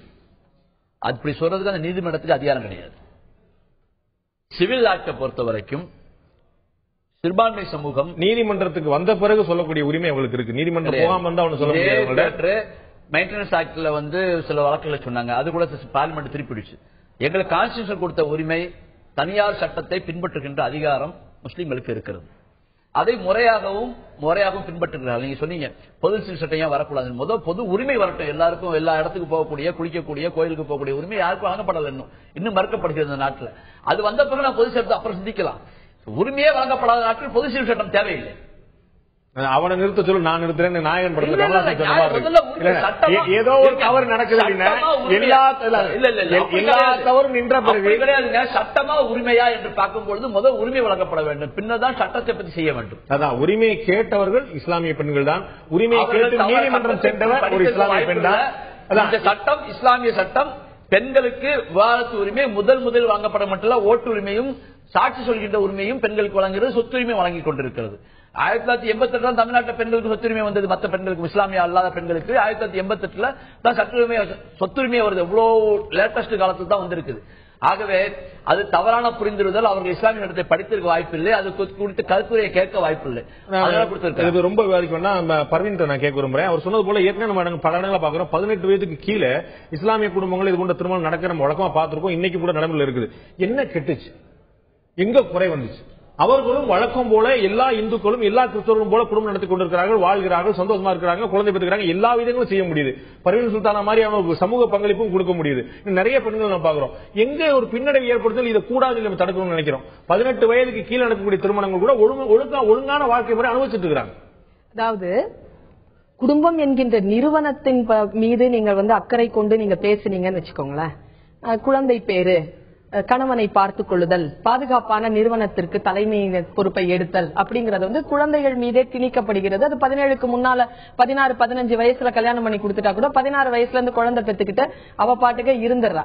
ஆனா இது குடும்பம் என்கின்ற நிறுவனத்தின் மீது அக்கறை கொண்ட ஒரு விஷயத்திற்கு கடந்து ஒரு தனி மனித ஒரு பெண்ணின் மீதான ஒரு மிக முக்கியமான உரிமை, அவளுக்கான ஒரு வாழ்வியலுக்கான ஸ்பேஸ்க்கான ஒரு விஷயமா நான் இதை பாக்குறேன். 21 வயசுக்குள்ள கல்யாணம் முடிச்சிட்டு ஒரு 3 குழந்தைகள் 4 குழந்தைகளுக்கு தாயாக இருந்துட்டு 20-25 ஆண்டுகளுக்குள்ளேயே அவளுடைய வாழ்க்கை முழுவதும், அந்த குழந்தைமையை முழுவதும், அவளுடைய இளமையை முழுவதும் அவள் கரைத்து சின்னாபின்னமாயிட்டு, குடும்பம் என்கின்ற நிறுவனம் அந்த பெண்ணை பயன்படுத்தி கொண்டு நல்லாதான் ஓடுது. அந்த பெண்ணினுடைய வாழ்க்கை என்ன? அந்த பெண்ணினுடைய வாழ்க்கைக்கான அந்த வளர்ச்சி என்பது என்ன? அவளுக்கான கேள்வி இருக்கு. 25 வயசுல 2-3 குழந்தைய பெற்று முழுமையான வாழ்க்கையை தொலைச்சிட்டாங்கன்னு சொல்லி நீங்க சொல்றீங்க இல்லையா? டாக்டர் ஒத்து பண்ண 25 வயசுக்கு உள்ள குழந்தை பெத்துக்கிறதா ரொம்ப நல்ல விஷயம். 21 வயசுக்கு அப்புறம் 4 வருஷம் இருக்குது, பெத்துக்கோங்க. 25 வயசுக்குள்ள பெத்துக்கோங்க. அதையே நீங்க 17 வயசுக்குள்ள அந்த பெண்ணையே நீங்க, அதாவது ஐயா சொன்ன மாதிரி இருங்க, 50 வயதிற்குள் அவளுக்கு மெனோபாஸ் வந்துருது. 55 வயதிற்கு பின்னால் அந்த பெண்ணை சரியான முறையில அவன் பயன்படுத்த முடியாது என்கின்ற காரணத்துக்காக பெண்ணுக்கும் ஆணுக்குமான வயசு ஒரு 4 வருஷம் பின்னுக்கு தள்ளி இருக்காங்க. அப்படிங்கிற ஒரு விஷயமே பெண்களை எப்படி இந்த சமூகம் ஒரு உடைமையாக, ஒரு போக பொருளாக பயன்படுத்தக்கூடிய ஒரு பொருளாக பார்க்குது அப்படிங்கறது தான் காட்டுது. 21 வயது அப்படிங்கிறது ஒரு பெண்ணிற்கான, இப்ப இஸ்லாம் என்ன சொல்லுகிறது, பியூபர்ட்டி அடைந்த உடனேயே அந்த பெண்ணுக்கு திருமணம் செய்து விடலாம் என்று அது சொல்லுகிறது. அப்படி சொல்லல. திருமணம் என்பது உடன்படிக்கை. உடன்படிக்கைன்னா என்ன வேணும்? உடம்பு வேணும், அறிவு வேணும். அப்போ திருமணம் என்பது உடன்படிக்கை என்று சொன்னால் உடன்படிக்கை புரிஞ்சு கொள்ளக்கூடிய சக்தி வேணும். அதுக்கு உடம்பு தயாரா இருக்கணும். ரெண்டும் இருந்தா தான். ஏன்னா வயசு சொல்லுது, வயசு சொல்லி பிற்போக்கா தடுக்கின்றதல்ல இஸ்லாம். தெளிவாக சொல்கிற திருமணம் என்பது உடன்படிக்கை. அந்த முறை தெரியாதனால கேட்கிறேன். உடன்படிக்கையில் கையெழுத்திடுவது பெற்றோர்களா அந்த சம்பந்தப்பட்ட கணவன் மனைவி? எங்க ஊர்ல நடந்த நிகழ்வு, திருமணத்தை பெற்றோர்கள் இந்த மாப்பிள்ளை தான் முடிச்சுன்னு சொல்லி வைக்கிறாங்க. காஜி நோட் எடுத்துட்டு போறாரு. காஜி அந்த பதிவு எடுத்துட்டு அந்த பொண்ணு கிட்ட போறாரு. காஜி கிட்ட அந்த பொண்ணு சொல்லிட்டு நான் கையெழுத்திட மறுக்கிறேன். திருமணம் நடந்து மாப்பிள்ள சபையில உட்காந்துருக்காரு, மாலையோட ஊர் கூடி இருக்குது. ஆயிரக்கணக்கான பேர் நிக்காக, அந்த நிக்காக திருமண ஒப்பந்த சபையில கூடி இருக்கிறாங்க. சோறு ஆக்கி எல்லாம் ரெடி ஆயிட்டு இருக்கு. அந்த பொன் அந்த சம்பவம் எங்க ஊருக்கு பக்கத்து நடந்த நேரத்தில் காஜிட்ட மறுக்கிறார், கையெழுத்திட மறுக்கிறார். காஜி நோட்ட முடியும், கருமணத்தை நான் செய்து வைக்க மாட்டேன். அந்த பொண்ணு ஒப்புக்கொள்ளவில்லை என்று வெளியே இருக்கிறார். இதுதான் இஸ்லாத்தில் வழங்கப்படுகின்ற உரிமை. முதல்ல பொண்ணை கழித்து வாங்குவாங்க, அப்புறம் தான் மாப்பிள்ளை கழித்து வாங்குவாங்க. நம்ம அடுத்த விஷயங்கள் கொண்டு போலாம். நான் கைவிட்ட கேட்க விரும்புறேன். இந்த விஷயங்கள் 18 21 இதெல்லாம் தாண்டி அவரவர் விருப்பங்கிறது நம்ம எல்லாருமே ஒரு முடிவுக்கு வர முடியும்.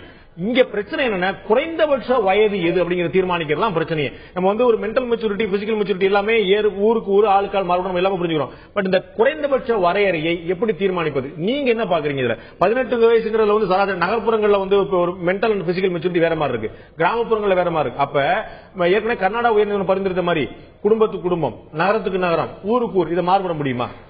இப்ப நீங்க சொல்றது ரொம்பவே சரியான விஷயம் தான். நீங்க எப்படி சொல்றீங்கன்னா, நகரத்துல ஒரு மாதிரியான மென்டல் மெச்சூரிட்டி இருக்கு, கிராமத்துல ஒரு மாதிரியான மென்டல் மெச்சூரிட்டி இருக்கு. இப்ப ரீசெண்டா ஒரு ரொம்ப மைன்யூட்டான ஒரு விஷயம் நான் பார்த்தேன். என்னன்னா, என்னோட வளர்ந்த, இப்ப என்னோட வேலை பார்த்துட்டு இருக்கிற பெண்கள் ஒரு சக தோழியோட திருமணத்துக்கு போனப்ப நாங்க அந்த திருமணம் அப்படிங்கிற அமைப்பையும் அவங்க அதுக்குள்ள போறதையும் அவங்க வாழக்கூடிய இதையும் பார்த்துட்டு நாங்க எல்லாம் பயந்துட்டோம். என்னன்னா, ஐயோ இப்படி இருக்குமா, இப்படி இது இவ்வளவு நாங்க இன்னும் அப்ப மன ரீதியா அப்ப இன்னுமே தயாராகல அப்படின்னு அதை எடுத்துக்கிறதா இருந்தா, அப்ப ஒரு 15 வயசு பெண்ணுக்கும் 16 வயசு பெண்ணும் அவங்களுக்கு ஒரு சிலர் அதை எடுத்துக்கிறதுக்கு தயாரா இருக்காங்க. இப்ப இது ஆளுக்கு ஆள் வேற. திருமண சடங்கு உங்களை பயமுறுத்திருச்சு? திருமண சடங்கு பயமுறுத்துச்சு. ரெஜிஸ்டர் மேரேஜ் இருந்தா பிரச்சனை பயந்துக்க மாட்டீங்க? இல்ல, அந்த சடங்குன்னா நான் சடங்கு மட்டும் சொல்ல, இது ஒரு சின்ன எக்ஸாம்பிள் தான். இப்ப இவங்க என்ன மாதிரியான உடை அணியணும், இந்த உடையை மாத்திக்கணுமா இல்லையா அப்படிங்கறத போய் அவங்க மாமியார் கிட்ட கேட்டுட்டு வா அப்படின்னு சொன்னாங்க. எனக்கு இந்த விஷயம் அப்ப திடீர்னு நான் ஒரு நாள் போய் வேற ஒருத்தர்கிட்ட எல்லாத்துக்கும் அனுமதி கேட்டுட்டு தான் நான் நடந்துக்குவேன் அப்படிங்கிற விஷயம் என்ன பயமுறுத்துச்சு. இப்ப இது எந்த வயசுல வேணா ஒருத்தங்களுக்கு இது பயமுறுத்தலாம். இல்ல, நீங்க 30 வயசுல கல்யாணம் பண்ணாலும் அவங்க வீட்டுக்கார பேச்ச கேட்கணும் தான் சொல்லுவாரு. அவர் உங்களுக்கு விட்டு நீ 30 வயசுல கல்யாணம் பண்ணிருக்க, நீ சுதந்திரமா சிந்தின்னு சொல்ல போறாரா? எந்த புருஷனா இருந்தாலும் இன்னைக்கு தேதியில அப்படிதான் சொல்ல போறாரு. நீ 30 வயசுல கல்யாணம் பண்ணாலும் ஏன் பேச்சு தான் கேட்டு நடந்து சொல்ல போறாரு. அது நியாயமா 30 வயசுல கல்யாணம் பண்ணா அப்படிதான் கேட்டு நடக்கணும்னு சொல்ல போறாங்க. ஆனா எனக்கு தானா சிந்திக்க கூடிய அளவிற்கான ஒரு சிந்தனை எப்ப வருதோ அப்பதான் நான் இந்த திருமணம். அது எப்பங்கிறதா திரும்ப திரும்ப பேசிடுவோம். அது எப்ப, அதை யார் தீர்மானிப்பது, அது எப்படி தீர்மானிக்க முடியும்? இது பெண்களுடைய சுதந்திரமா இருக்கணுமே தவிர இது ஒரு சட்டமோ அரசாங்கமோ தீர்மானிக்க கூடியதா இருக்க முடியுமா அப்படிங்கறது எனக்கு டவுட்ஃபுல்லா. ஒருவேளை உங்களை மாதிரி ஒரு பெண் எனக்கு திருமண வயது அடைஞ்சிருட்டேன், இல்ல நான் ஒரு பையனை திருமணம் பண்ணிக்க போறேன்னு சொன்னா சராசரியா எல்லா குடும்பத்தோட ரியாக்ஷன் என்னவா இருக்கும்? முதல்ல நானா சொன்னேன்னா என்ன இந்த பொண்ணு இவ்வளவு அவசரப்படுறா அப்படிங்கறதா இருக்கும். அதாவது அது வெளியில இருந்து பேசுவாங்க. உங்க அப்பா அம்மா என்ன சொல்லுவாங்க? எடு. கண்டிப்பா அது இருக்கு, எடு ஜாதகத்தை. அப்படின்னு நீங்க நினைச்சிட்டு இருக்கீங்க. வேற ஜாதகத்தை எடுக்க மாட்டாங்க, வேற எடுப்பாங்க. சோ அது என்ன முதல் விஷயம் என்னன்னா, இது தீர்மானிக்கக்கூடிய உரிமை உங்கள்ட்ட கொடுக்கப்படுவதில்லை. நீங்க அதனால புரிஞ்சுக்கணும். உண்மை இது இந்த உரிமை இல்ல, இந்த உரிமை வேணும் தானே நான் சொல்றேன். எனக்கு எப்போ நான் வந்து அந்த உரிமை உங்களுக்கு எந்த வயசுல வரும் நான் கேட்கிறேன். நீங்க 18 வயதுக்கு பிறகு அந்த உரிமை பெற்றவரா மாறுறீங்களா, 21 வயதுக்கு பிறகு மாறுறீங்களா, மாஸ்டர் டிகிரி படிச்ச பிறமா, வேலைக்கு போன பிறகா? நான் என்ன சொல்றேன், ஒரு நாட்டோட தலையெழுத்தை தீர்மானிப்பதற்கான ஓட்டுரிமை எனக்கு 18 வயசுல கொடுக்கப்படும் போது எனக்கு என்னுடைய வாழ்க்கை துணையை தீர்மானிப்பதற்கான, இல்ல நான் வந்து கல்யாணத்துக்கு தயாராயிட்டேன்னா இல்லையா அப்படிங்கறத தீர்மானிக்கிறதுக்கான உரிமை ஏன் எனக்கு 18 வயசுல? பாட்டாளி மக்கள் கட்சிக்கு ஓட்டு போடலாமா வேண்டாமா 18 வயசுல முடிவு பண்ணிடலாம். கண்டிப்பா. ஆனா வந்து நான் திருமணம் பண்ண மாட்டேங்கிற 21 வயசுல முடிவு பண்ணுவேன். ஒரு மனிதன் தான் வாழ்க்கை பூராவும் என்னவாக இருக்க போகிறோம், ஒரு டாக்டரா இந்தியா இருக்கும் அப்படின்னு முடிவு பண்ணது 17 வயசுல பிளஸ் 2ல. அந்த வாழ்க்கை முடிவை செய்யறாங்க.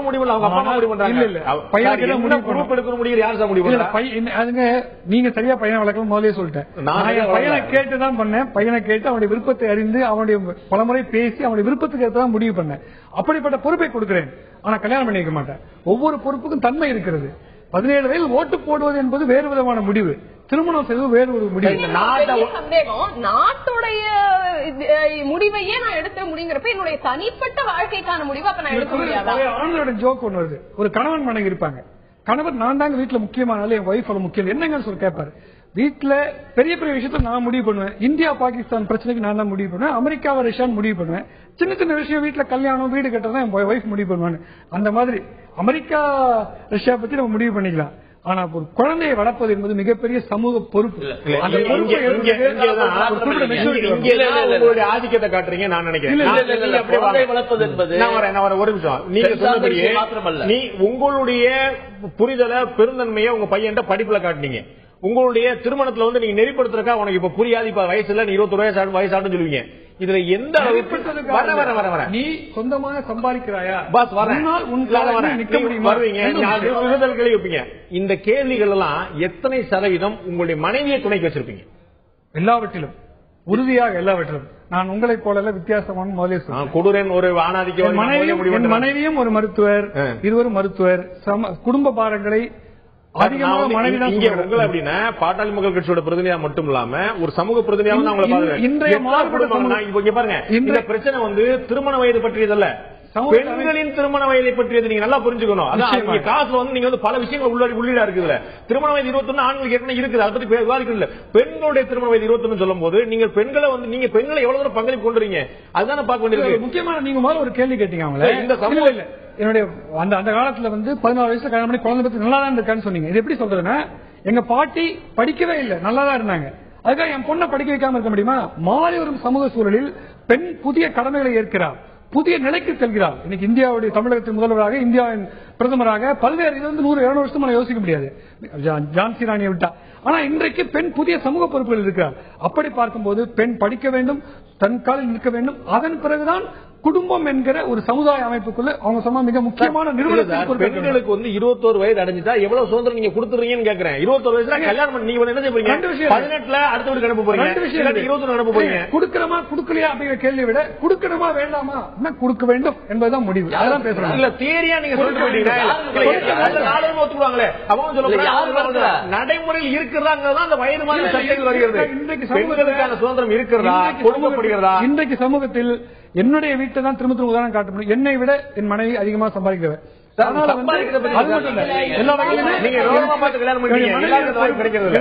இந்த விவாதம் வந்து சரியான போக்குல போயிட்டு இருக்கான்னு எனக்கு தெரியல. ஏன்னா பெண் குறித்து விவாதிக்கின்ற பொழுது நன்மை செய்கிறோம் அப்படிங்கிற ஒரு நிலையில விஷயம் தெரியாததுனால தீமை செய்கின்றவர்களை விட கூடுதலான தீமையை நன்மை செய்கின்றவர்கள் செய்திருக்காங்க.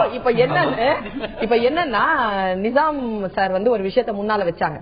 ஒரு பெண் வந்து இளமையிலேயே திருமணம் செய்த பொழுது மன வளர்ச்சி அவள் அடைந்திருக்கிறாள் அப்படிங்கிற நிலையில தான் வந்து திருமணம் செய்யப்பட வேண்டும்னு. இப்ப ஒரு 16 வயசு பொண்ணுக்கு வந்து திருமணத்தை வந்து நிர்ணயிக்கிறாங்கன்னு வச்சுக்கோங்க. ஒரு 17 வயசு பொண்ணுக்கு நிர்ணயிக்கிறாங்கன்னு வச்சுக்கோங்க. அவளுடைய சூழலை நிர்பந்தப்படுத்தி பல நேரங்களில் அவளுடைய மனசை, பக்குவம் இல்லாத அந்த மனசை நிர்பந்தப்படுத்தி பல திருமணங்கள் சூழலுக்கான கட்டாயத்திலே நடைபெற்று விடுகின்றன. இப்படி எவ்வளவு நிர்பந்தப்படுத்தினாலும் 21 வயது இருங்க நான் சொல்றேன் 21 வயதுல அந்த பெண்ணுக்கு என்று சுய முடிவுகளை எடுக்கக்கூடிய ஒரு ஆற்றல் வந்துருது. இந்த சமூகம் அதை பார்த்து அச்சப்படுகிறதோ நான் கருதுறேன். சமூகத்துக்கு ஏற்பட அச்சம் காரணமாக தான் அந்த 21 வயதை அதிகரிக்க தயங்குகிறது அரசியலும் சட்டமும் சமூகம் என்று பார்வைக்கிறது. ஒரு முக்கியமான கேள்வி எழுப்பப்பட்டிருக்க ஒரு சிறிய இடைவெளிக்கு பிறகு திருமண வயதை நிர்ணயிப்பது அரசின் வேலையா? அரசு இதைத்தான் செய்ய வேண்டுமா?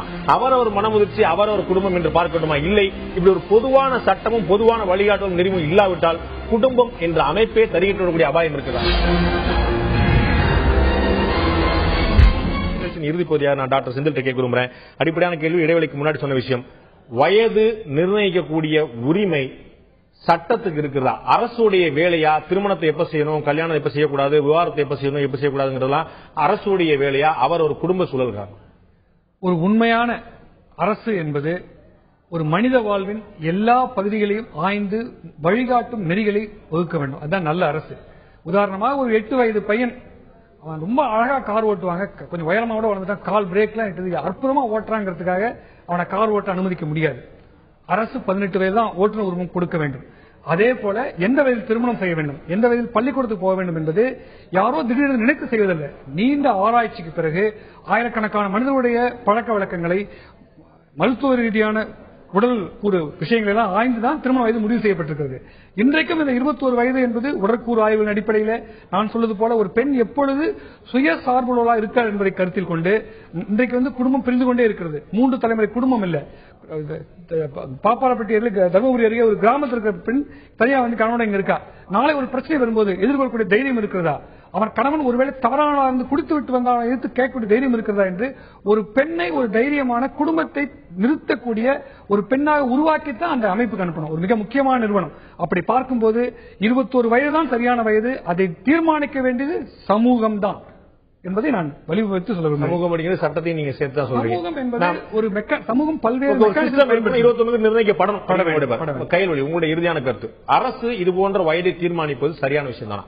இந்த மினிமம் லிமிட் அப்படிங்கிற ஒரு விஷயத்தை தீர்மானிக்கிறது அரசு கையில் எடுத்துக்கிட்டது சரிதான் நான் நினைக்கிறேன். 21 உயர்த்துறதும் சரிதான். உயர்த்தினா 18 21 பத்தின விவாதமாவே தான் போய்கிட்டு இருக்கும். இதற்கான ஆராய்ச்சிகளும் இப்ப கூட சட்டம் அதாவது கொடுத்த நீதிமன்றம் இல்ல 21 மாத்திருங்க அப்படின்னு சொல்லி இருந்திருக்கலாம். அது அவங்க சொல்லல. இது ஒரு பரிந்துரையா நீங்க அதை ஏன் எடுத்துக்கிட்டு நீங்க சிந்திக்க கூடாது, இதுக்கு மேல ஆராய்ச்சிகளை இன்னும் எதுக்கு பண்ணக்கூடாது அப்படின்னு கேட்டு நீதிமன்றம் உத்தரவு பிறக்க முடியாது. மத்திய அரசு பாராளுமன்றத்தில் சட்டம் அதுக்காக நான் சொல்ல வரல. இப்ப இப்படி பண்ணுங்க அப்படின்னு ஒரு ஸ்ட்ராங்கான பரிந்துரையா கூட அவங்க கொடுக்கல இல்லையா? இதை பரிசீலனைக்கு எடுத்துக்கோங்க அப்படின்ற ஒரு பரிந்துரையை கொடுத்திருக்காங்க. அரசு அதை உடனே எடுத்துட்டு அதை உடனே செயல்படுத்திட போதான். கண்டிப்பா அதை உடனே செயல்படுத்திடுவாங்களா? இல்ல, கண்டிப்பா அதற்கு பின்னாடி நிறைய விஷயங்கள் ஆராய்ச்சி. 21 வயசு மாதிரி அதுக்கு எத்தனை வயசு ஆகுதோ, அது எவ்வளவு வருஷம் ஆகுதோ அது காத்திருக்க. இது என்ன 21 சொல்றீங்க? நீங்க அரசு இந்த வரையறையை கைக்குள் வைத்திருப்பது நல்லதுதான் சொல்றீங்க. 18 21 அரசு தீர்மானிப்பது சரி. இதுல ஒரே ஒரு விஷயம் மட்டும்தான் என்னன்னா, எல்லாமே சரியா போய்கொண்டு இருக்கிற வரைக்கும், எல்லாருக்கும் எல்லாமே சரியா நடந்துட்டு இருக்கிற வரைக்கும் இது அரசு தலையிட்டா என்ன தலையிடாம கூட இருக்கலாமேன்னு தோணலாம். ஆனா ஏதோ ஒரு தவறு நடந்து விடுகிற போது அந்த பெண்ணுக்கான பாதுகாப்பா அரசு அதை வைக்கிறது. உங்களுடைய இறுதியான கருத்து, திருமண வயது 18 இருக்க வேண்டுமா 21 இருக்க வேண்டுமா? உங்களுடைய நேரடியான பதில் அரசு திருமண வயதுகளில் தலையிடுவது தவறு. ஏனென்று சொன்னால் வயது நிர்ணயிப்பது என்பது மனிதனுக்கு மனிதன் வித்தியாசப்படுகின்ற காரணத்தினாலே, ஆணா இருந்தாலும் சரி பெண்ணா இருந்தாலும் சரி, மனம் உடல் அறிவு சார்ந்த விஷயத்தை வைத்து அவர் பெற்றோர்களோ சமூகமோ அந்த வயசை நிர்ணயித்துக் கொண்டு அவர்கள் தேவைக்கு செய்ய வேண்டுமே இல்லையா? இப்படி ஒரு வயதை நிர்ணயித்தால் காதல் போன்ற சீரழிவுகளால் சீரழிந்து ஏமாற்றக்கூடிய வாய்ப்புகள் அதிகரித்துக் கொண்டே போகும். காதல் போன்ற சீரழிவுகளால் இன்னொரு விவாதத்துக்கு நீங்க வித்துட்டு இருக்கீங்கன்னு நினைக்கிறேன். நான் திருமதி பர்வீன் சுல்தான் இறுதியான கருத்து கேட்கிறேன். 18 21 பொய்யும் வழுவும் தோன்றிய பின்னர் ஐயர் யாத்தனர் கரணம் என்ப அப்படின்னு சொல்லி தொல்காப்பியம் சொல்லுது. கல்யாணம் என்கின்ற ஒரு அமைப்பு எப்போ வந்துச்சு அப்படின்னாலே, எப்போ இந்த சமூகத்தில் பொய்யும் குற்றமும் வந்ததோ அப்பதான் திருமணம் என்கின்ற முறையே வந்தது. இந்த பொய்யும் குற்றமும் இல்லாத பொழுது ஒரு ஆணும் பெண்ணும் சேர்ந்து இயல்பாக கல்யாணத்தை வாழ்க்கையில அவங்க ஈடுபட்டுக்கிட்டு இருந்தாங்க.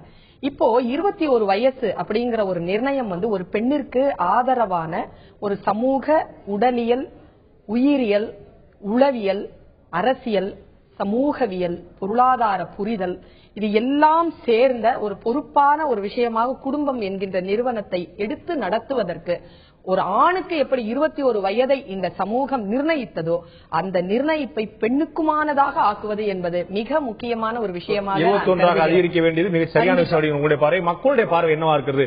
இங்கு விவாதம் இப்படி இருக்க, மக்கள் 21 அதிகரிப்பது சரியான முடிவா தவறான முடிவா? மக்களுடைய பார்வை என்ன? இப்போது பார்க்கலாம்.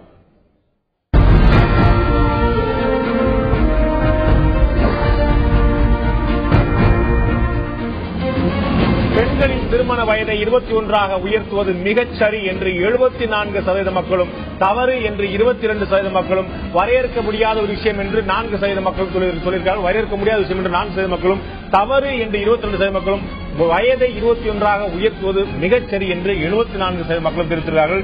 மக்களுடைய பெரும்பான்மை எண்ணம் 21 அதிகரிக்க வேண்டும் என்றுதான் இருக்கிறது. நிச்சயமாக இது வந்து இங்கே விவாதத்தில் மட்டுமல்ல, மக்கள் மத்தியிலும் கூட, நீதிமன்றத்திலே கூட பல குழப்பமான மாறுபட்ட கருத்துகள் இருப்பதை நாம் பார்த்திருக்கிறோம். இதில் பெண்ணுடைய திருமண வயது எவ்வளவு நிர்ணயிப்பதில் அந்த பெண்ணுக்கு, அவருடைய பெற்றோருக்கு, இந்த சமூகத்துக்கு, குடும்பத்துக்கு நிச்சயமாக 100% உரிமை, அனைவருக்கும் சேர்ந்த ஒரு கூட்டு பொறுப்பு இருக்கிறது. இதில் ஏதேனும் தகராறோ முரண்பாடோ ஏற்படும் போது சட்டம் அங்கு தலையிட வேண்டிய நிலைமை ஏற்படுகிறது. அதனால்தான் சட்டம் இதை 18 அல்லது 21 ஒரு குறைந்தபட்ச வயதை நிர்ணயிக்க வேண்டியிருக்கிறது. இந்த கூட்டு பொறுப்பு சட்டத்துக்கும் சேர்ந்திருக்குமானால் குழப்பத்துக்கு பிறகு தீர்வு என்பது இல்லாமல் குழப்பமே இல்லாத ஒரு தீர்வை நோக்கி முயற்சிக்கூடிய வாய்ப்புகள் இருக்கும். இந்த நிகழ்ச்சியில் கலந்து வந்து கருத்து விருந்தினர்கள் 4 பேருக்கும் நன்றி. பார்த்த உங்களுக்கும் நன்றி நண்பர்களை. மீண்டும் இன்னொரு நிகழ்ச்சியில் சந்திப்போம். அதுவரை நன்றி, வணக்கம்.